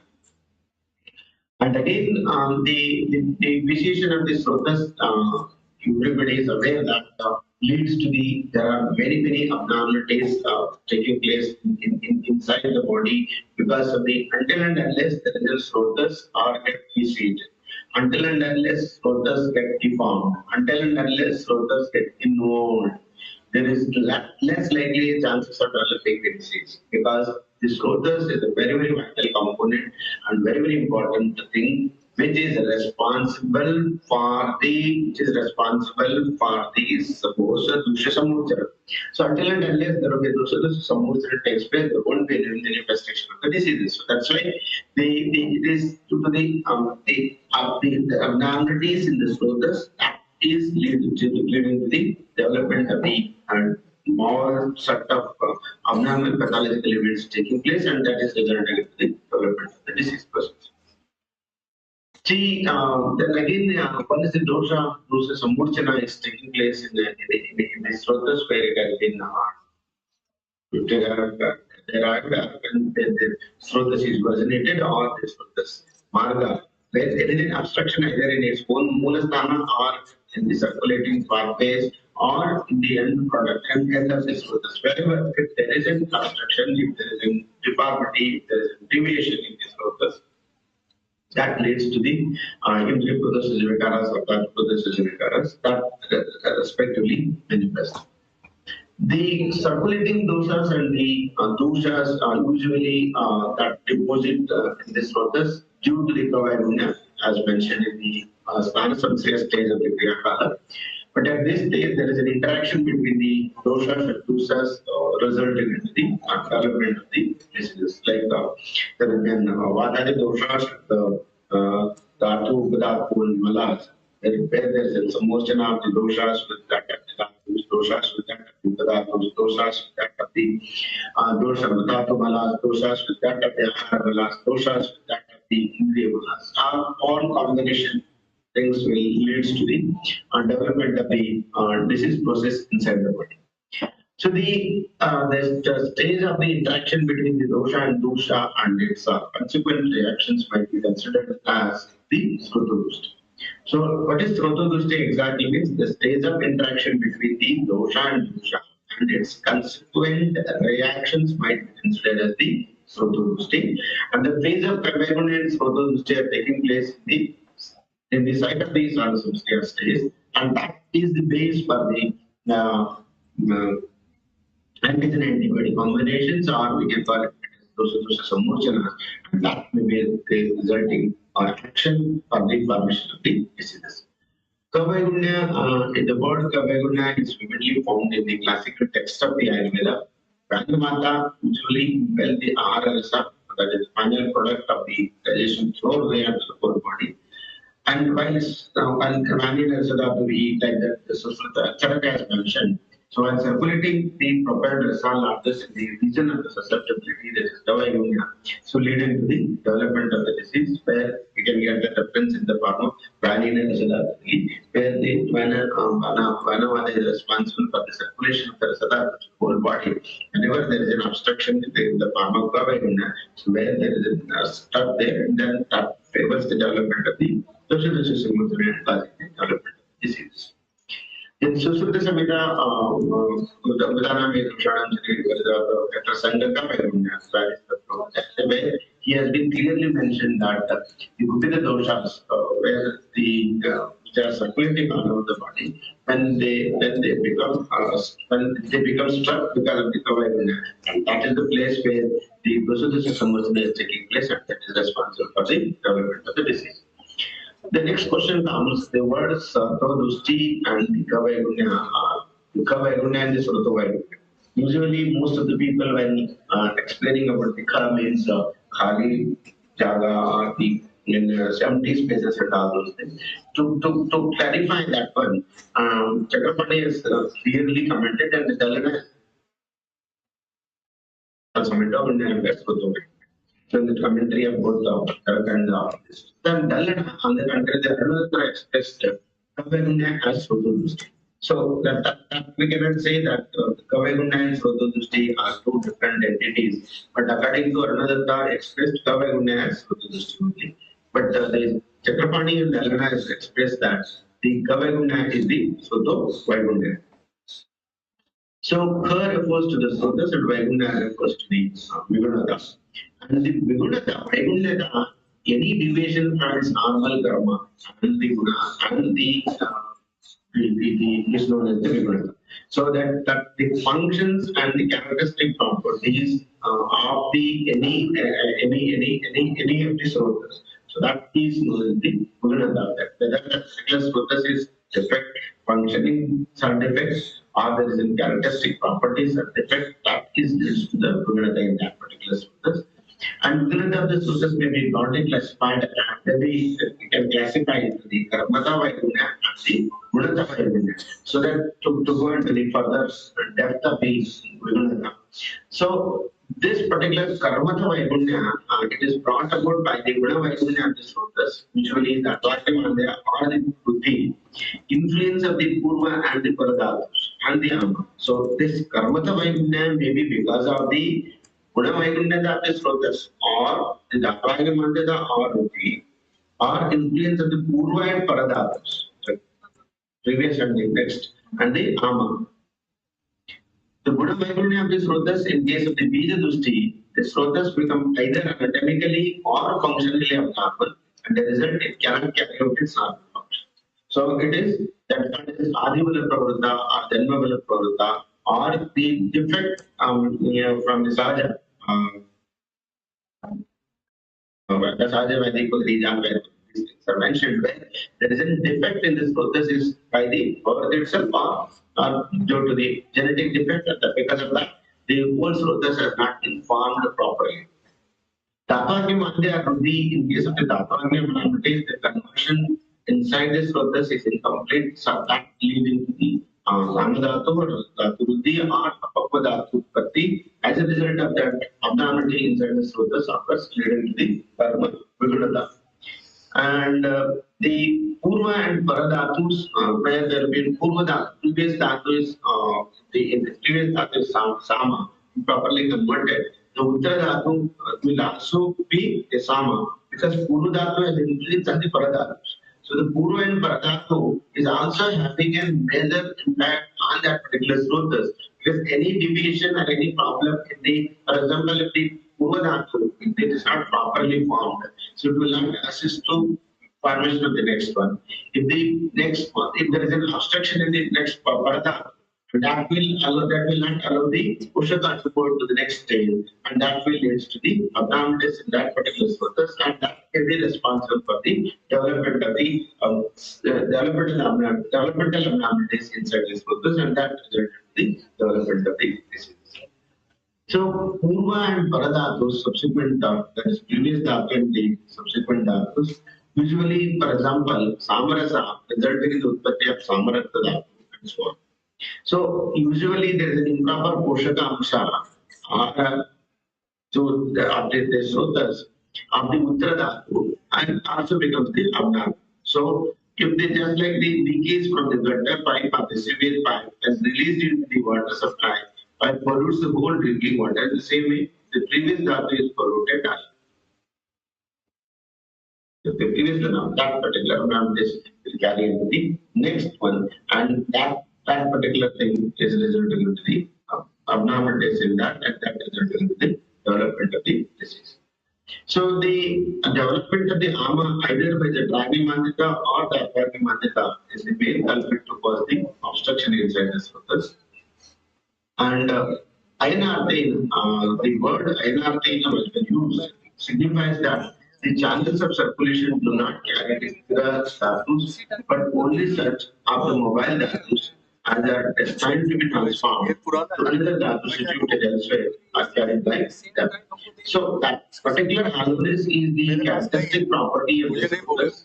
Due to the presence of ama, the normal characteristic property of the Srotas will no longer be present. So that will leading to the malformation resulting in the karma vaikunya occurs.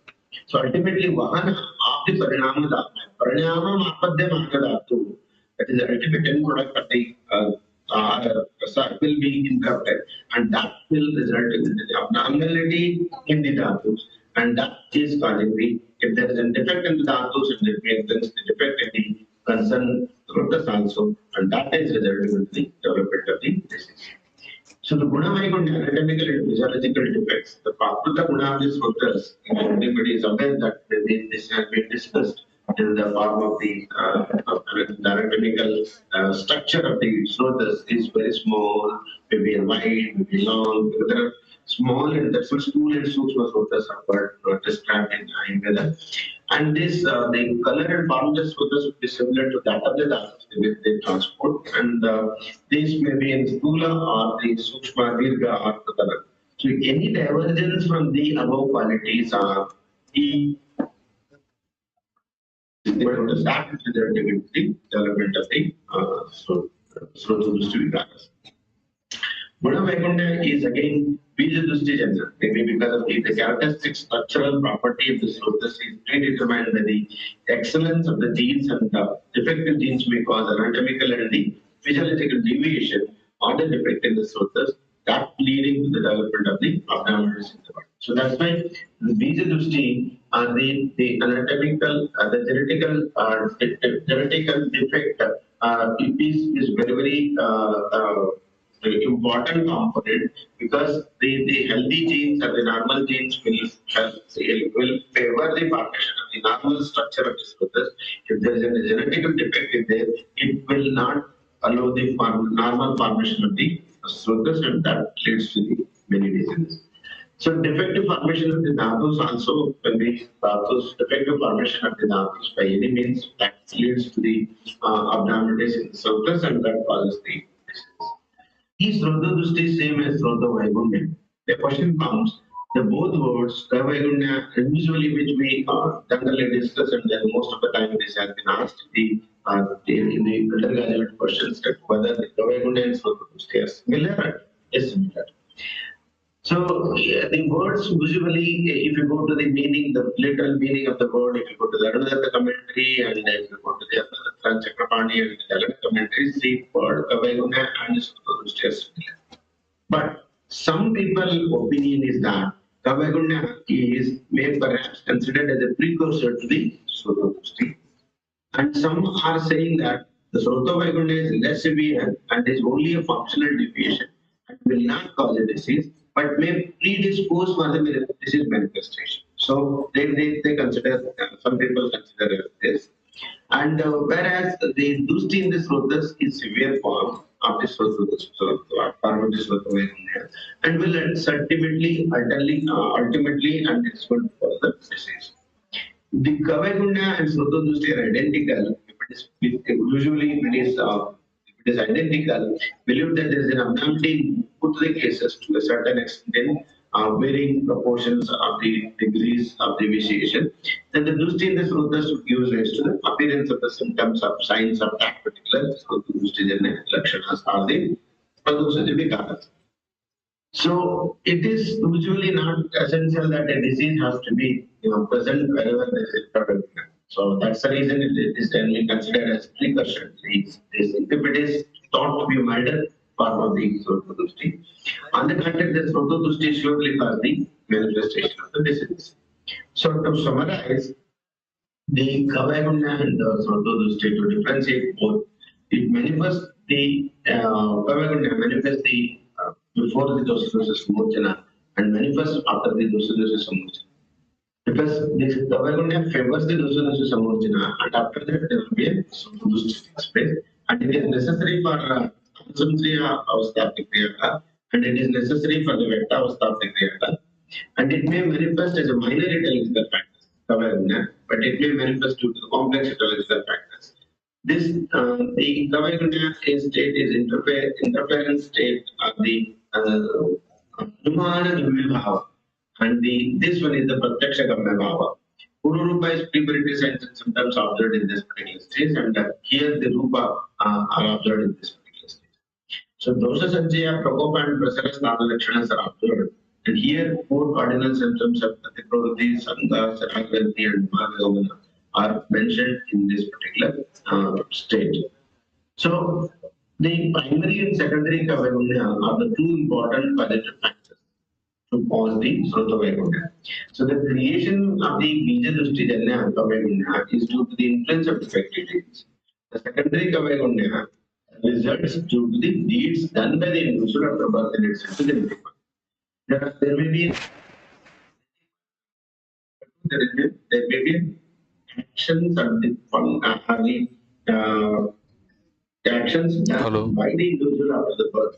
That may be the positive factors. And number three, where there is a defect in the Bija Dushti Janya defect is there, followed by there may be actions done by that particular person. If those two together combined, so that will lead to the formation of the Gambhira. So to take, for example, some of the examples which I have taken while explaining about the adaptation of that. So in the initial stages of the any diseases, any kind of diseases or issues, clinically when the clinically silent are very near to the concept of the Vaigunya. However, these conditions will start presenting clinical defect in Sroto Dushti and evolve further into the disease. So take for example that is normal cells, then dysplasia, the membrane will be affected, and then there will be an invasive carcinoma, that is the Sroto Dushti, and then lastly there may be development of the disease process where we can give that. So there may be dysplasia that's called as the Kavaigunya, to that of the then if it is further aggravating and then it is causing the whole Srotas get started blocking, and then that's called as Srotodusti, and then it's going to cause, and then further it will spread to the, if it is metastatic one, it invades into the other structures through the lymphatics or through the blood or through the other means. The severe capillary endothelial permeability, usually it has been accepted that the capillary endothelium permeability relates to the stage of the Kavaigunya, because which causes the development of the gaps between the endothelial cells and consequently leads to the development of the edema or into the clinical presentations of the inflammation wherever they taking place. And these pathological events correlate to the Sroto this Kavaigunya and the Dosha Prakopa and the Dosha Dosha Samurchana, where there will be, then that leads to the development of the Sropa. So that in the well, these things can be explained while explaining about the concept of the inflammation, that is transient vasoconstriction, persistent progressive vasodilatation, increased hydrostatic pressure, and there will be stasis, and then leukocytic margination, and that particular margination, and then this that will that's called as if that particular thing comes out of this Srotas and not with that will leads to the development of the edema in any particular part of the body. So that's the reason edema is one of the cardinal features of the inflammation. So impaired venous drainage, the process of development of the obstruction in the venous drainage leads to the Kavaigunya and the further stage of steps into the Srotodusti, which are associated with the clinical presentations. So the impaired venous drainage, if this normal veins is there, it usually takes the blood and then pulls to the heart, and then again becomes very fast, and then again it circulates to the whole body. If there's a defective veins are there in the form of the varicose veins, then this normal phenomena is going to be get disturbed. Unimpaired venous drainage is again another example where the veins are incompetent enough, or veins are not competent enough to take the whole blood to the heart, and then there will be stasis, remnants will be there, and that will leads to the development of the disease, and that particular thing which favors the development of the diseases because if the incomplete because the Srotas become this particular veins become uncovered, and that will favors the again those that leads to the development of the disease. The development of the anaphylactic reactions can also be given an example in the form of this anaphylactic reactions will take place in a very short period of time, and this can be correlated with that of the clearly demonstrated presence of the two stages, Kavaigunya and the Srotodusti.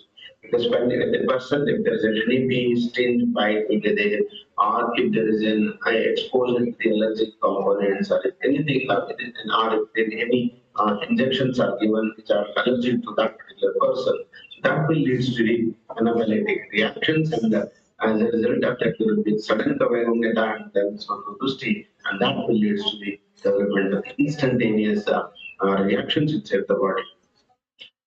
So anaphylactic reactions are the reactions which take place all of a sudden due to the exposure to the triggering agents. No? These are the triggering agents, the triggering components which will be stimulating the release of the IgG bodies, and the histamine will become more active, and then that particular histamine increases the permeability and distension of the blood capillaries, and that as a result of that, there will be anaphylactic reactions followed by the huge edema inside the body.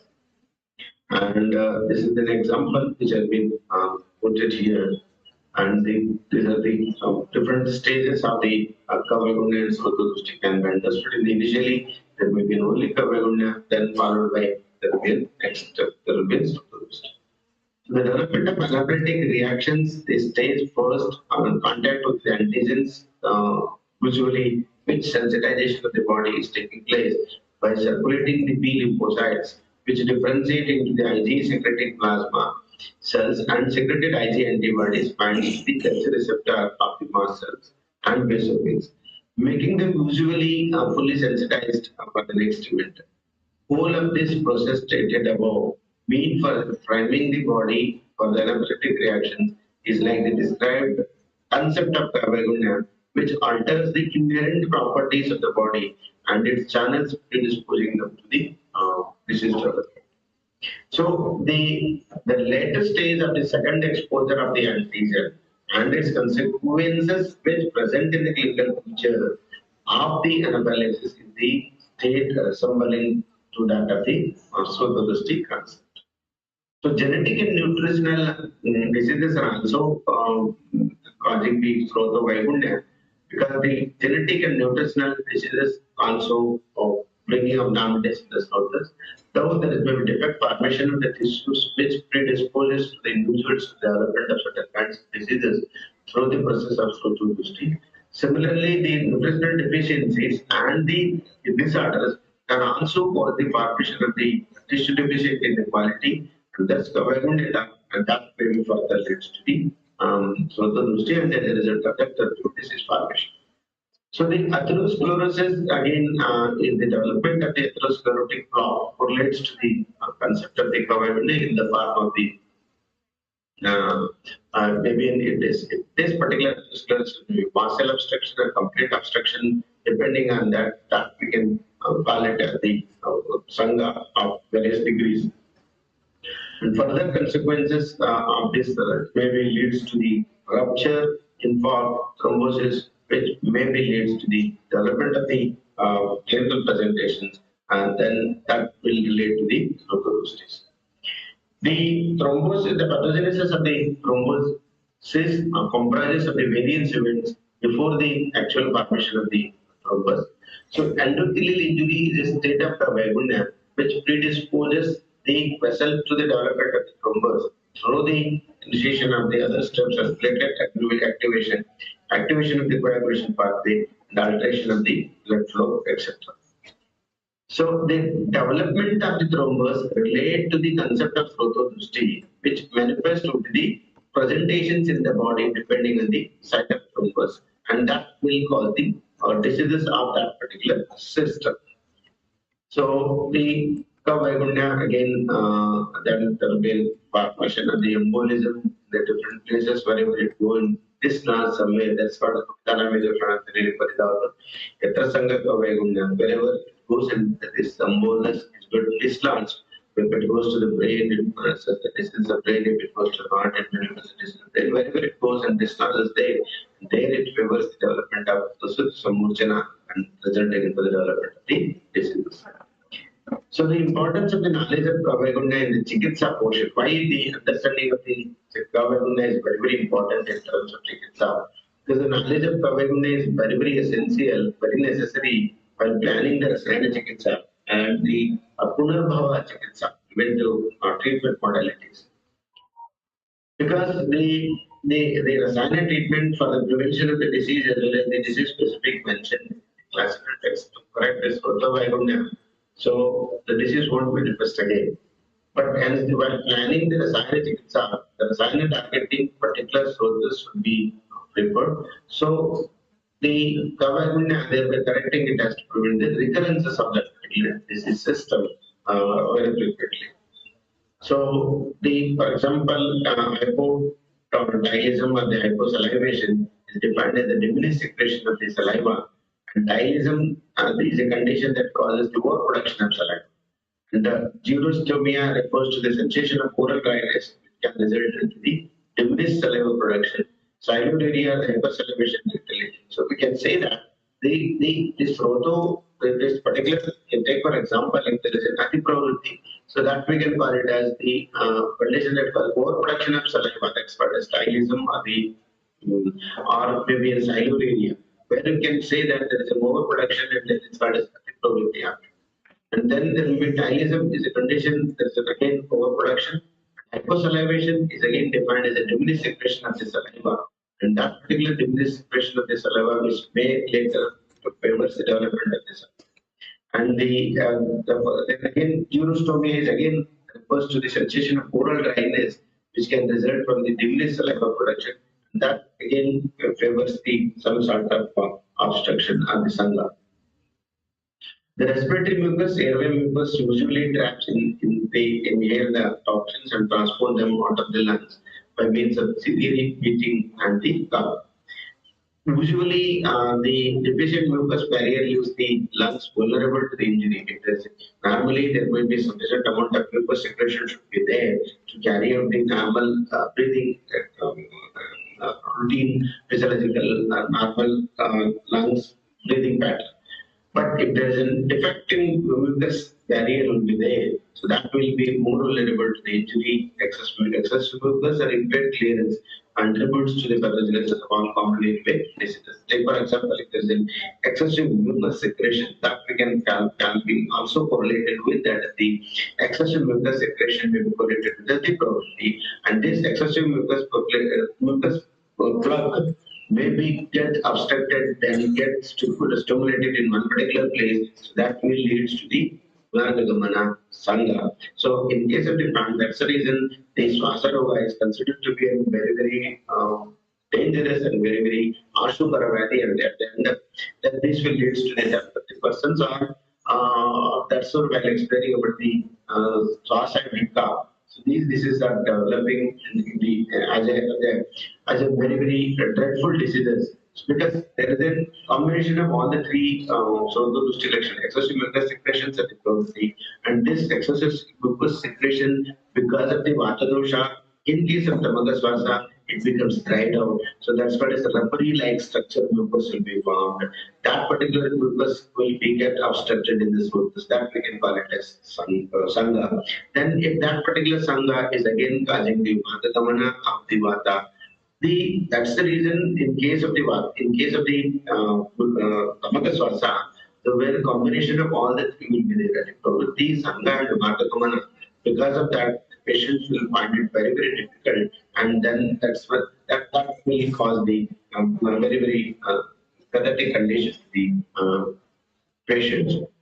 So the mucus clearance is very, very important for the good lung health, and airways consistency is consistent consequence of the poor clearance. So usually the healthy mucus is a gel with low viscosity and elasticity that I already explained it out. But the conversion from healthy to that of the pathological mucus offers by multiple mechanisms, usually change in its hydration and biochemical constituents. This includes the abnormal secretion of the salt and water, increased production of the mucins, infiltration of the mucus with inflammatory cells, heightened bronchovascular permeability. All these will combine together to favor the formation of the Atipravritti, Sangha and Vanagamana, and that will lead to the development of the diseases of the respiratory system. The accumulation of this particular mucus in some combination of overproduction and decreased clearance. So that maybe sometimes there's an overproduction and it comes out in the palm, but it doesn't clear. But overproduction, but it is not completely cleared enough. So the persistent accumulation can also lead to infection, inflammation by providing the environment for the microbial growth. And in this case, the homeostatic and the protective function of airway mucus secretion is going to be lost. And instead, the mucus hypersecretion contributes to the pathophysiology of the number of severe respiratory conditions, including asthma, chronic obstructive pulmonary disease, and the cystic fibrosis. So this is an example where we can put healthy state of the healthy state where the mucus membranes will be there normally, and then where there will be normal pathways of the Srotas, and the Srotas is in the normal condition. But if you go to the asthma, there is an obstruction started. And if you go to the CVD, further obstruction. And if you go to the cystic fibrosis, most of the Srotas has become get obstructed. So these are all the conditions of the various conditions, various states of the Sangha and the probability and the Vanagamana that will lead to the very pathetic conditions of these three conditions. So take for example the same mucus membrane.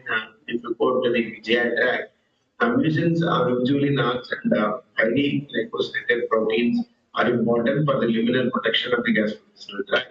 So the gastrointestinal tract is an usually a very amazing organ that's in survey program and Gram branch. We also call it as we give more importance to the Srotas, the Srotas, because it can digest the food and does not the harbors more bacteria because the gastrointestinal tract it can digest food but does not digest itself and it harbors more bacteria than there are cells in the human body.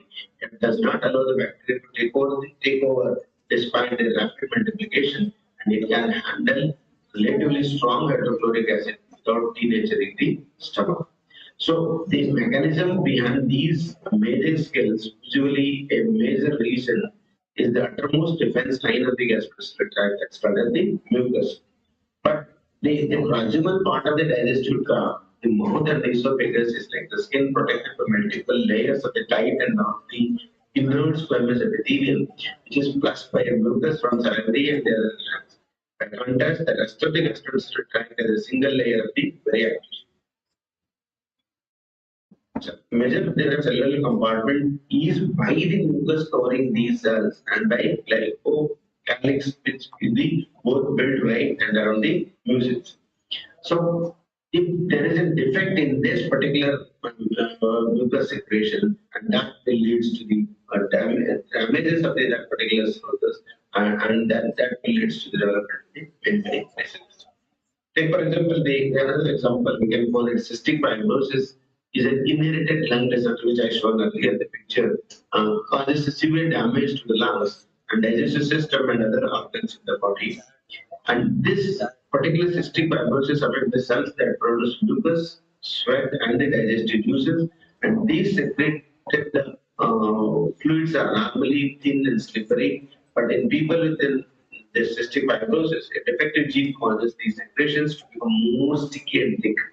So instead of this acting as a lubricant, these secretions plug up tubes and ducts and passageways, especially in the lungs and pancreas, and causes the obstruction in the pathways, and then that will lead to the development of many those clinical presentations. So this is the developmental process of the atherosclerosis with a normal outlet of the arteries. Then there will be tear in the arteries started, the tear started in the arteries, and then the fatty material deposited in the vessel wall, then started making in the smaller structure of the arteries. Then if you go to the further narrowed arteries and becomes blocked by the blood clot, then that will lead to the development of the disease. That favors the dosage solution. This coronary artery disease and the atherosclerosis, where in the first one, that's a normal one. Normal flow of the blood components will take place inside the body. In the second, we can see there may be in partial obstructions or the 3/4 obstruction, we can find it in the vessels.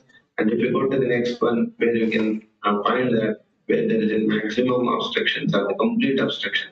So the degree of obstruction is complete in case of the third one.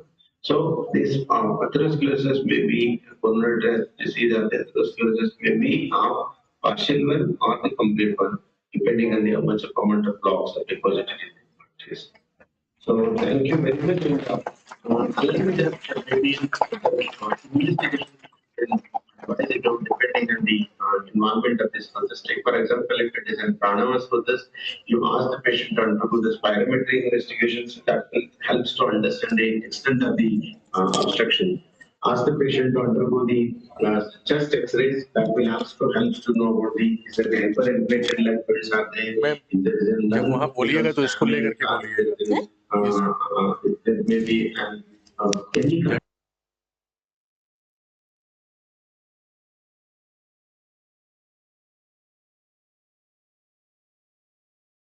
लगा दीजिए. this can be there. Or maybe in certain conditions where you can advise the patients to undergo some of the mucus examinations, they come for AB in case of the pulmonary tuberculosis. So like that. So certain investigations are needed to diagnose the particular disease wise. Take for example, if it is an unknown source of recurrence, where we can take the, we can advise the patients to undergo on the endoscopy that will help to differentiate the kind of abnormalities is there. And also we can ask the patient to undergo even multiple X-rays also, or you can ask the patient to undergo the CT scan, and that will also help to identify the different kinds. So depending on the kind of extent of the clinical presentations are there, depending on the clinical presentations, you can advise the patients. For example, if in the heart, in case of the heart, patients will undergo the ECG, DECO, and the CT angiography, and that will help to understand, that will help to clarify the extent of the functions of that particular organ. Currently, if it is there is an abnormalities in the liver, we can ask the patient to do liver function test and ultrasonography, and if it is needed, the liver, so certainly go liver biopsy of that particular things, or the culture duty of that particular thing. So depending on the amount of clinical presentation, what the patient is presenting. I was hearing a lecture yesterday, modern doctors, where they were telling that, but when they were examining the patient, there are presentations. For example, if there's an, you can one person, but they will people are presented your urine culture, but patient clinically fine, there is no presentation, there are no clinical presentations. In that particular condition, is nothing to worry about. So it's not going to cause any harm to that particular person, because clinically the patient is stable in that particular state. So the patient is clinical presentations are very key markers for detecting the extent of abnormalities in the Srotas, and that will help to assess the severity and the grading of the Srota abnormality, and accordingly we can go for the investigations, and then that based on that we can understand the how much extent of the abnormalities are developed in that particular Srota. Definitely one should plan for the treatment option, and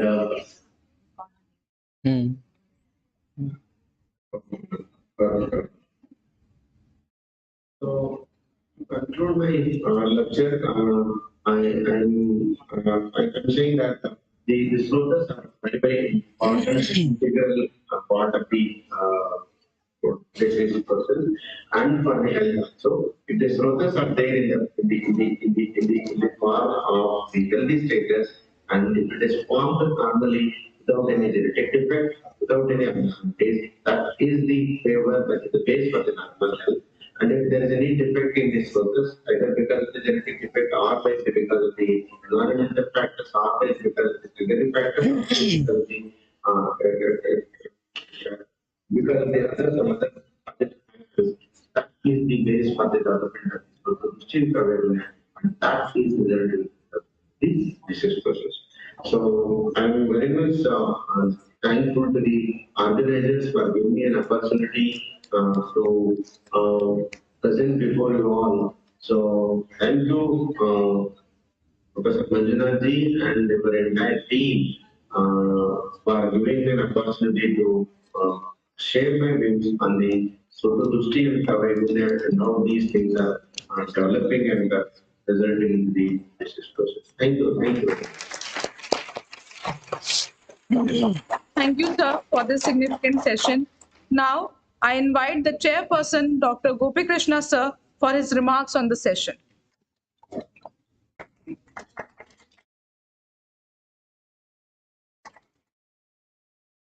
मुखं करोति वाचालं भङ्गुं लङ्घयते गिरिं यत्कृपातमहं वन्दे परमानन्दमाधवं वागर्थाविव सम्पृक्तौ वागर्थः प्रतिपत्तये जगतः पितरौ वन्दे Parvati परमेश्वरौ.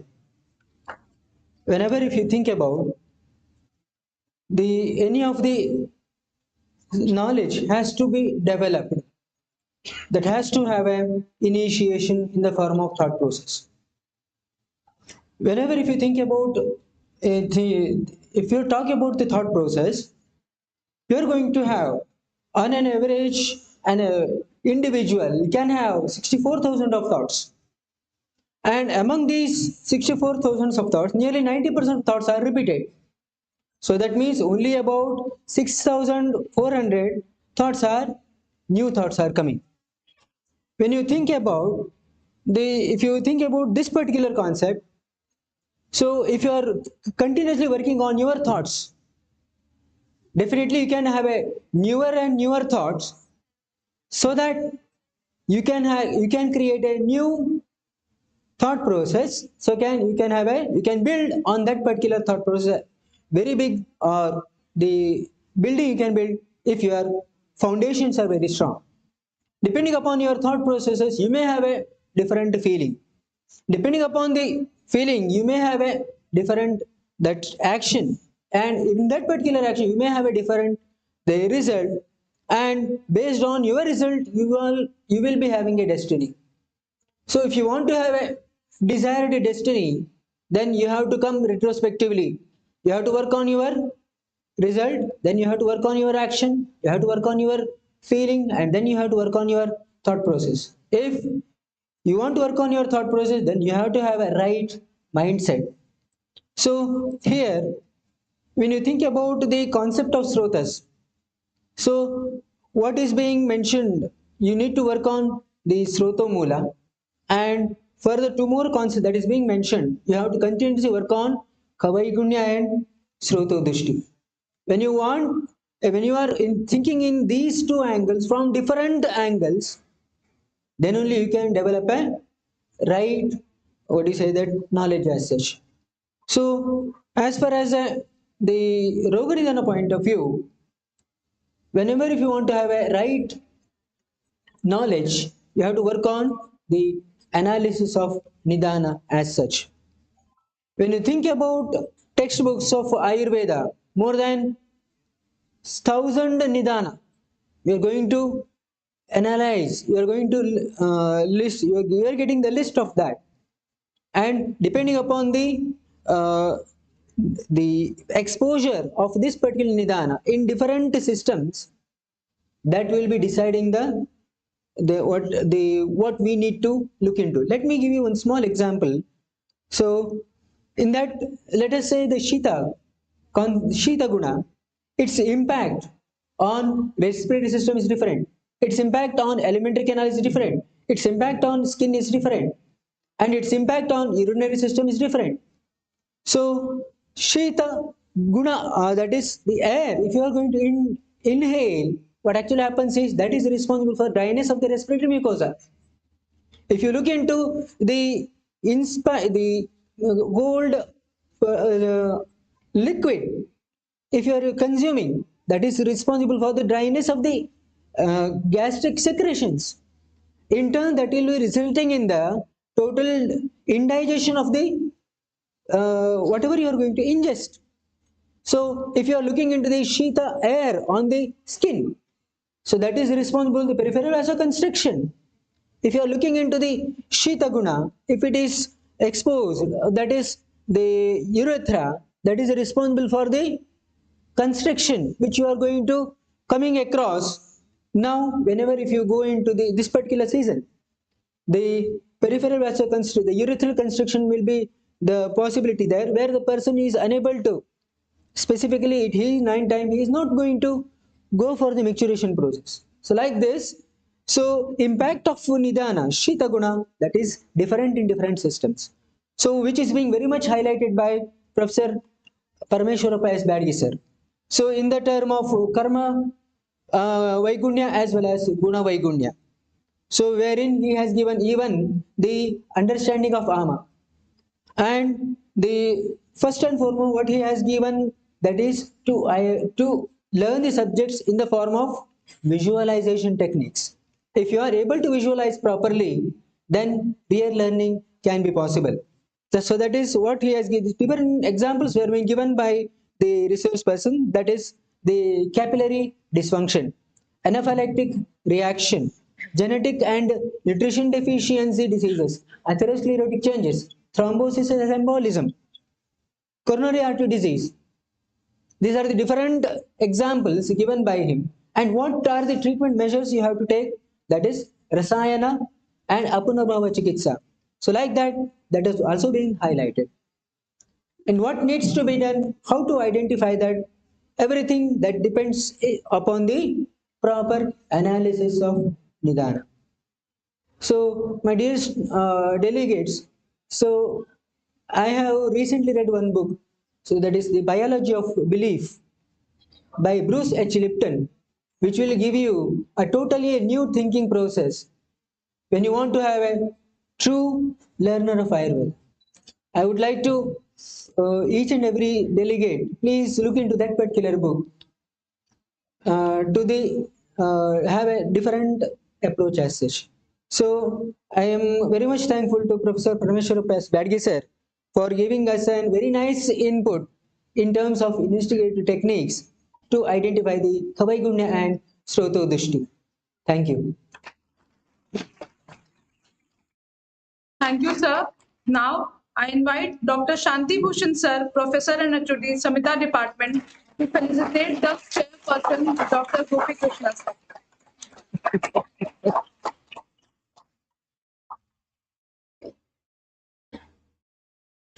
Thank you.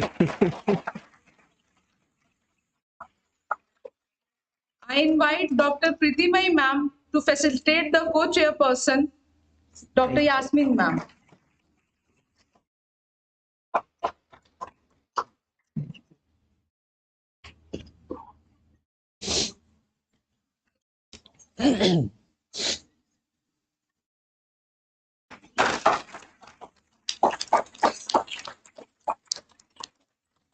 Now, I would like to invite Dr. Shanti Bhushan, sir, to felicitate the session coordinator, Shambhavi Shukla, with the certificate.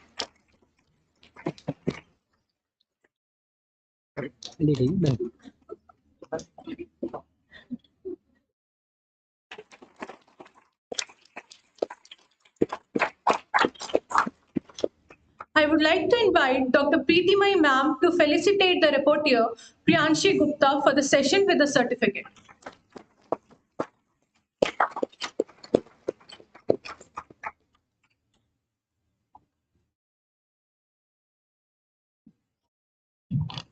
Thank you, everyone. The session ends here. Dear students, so how many times will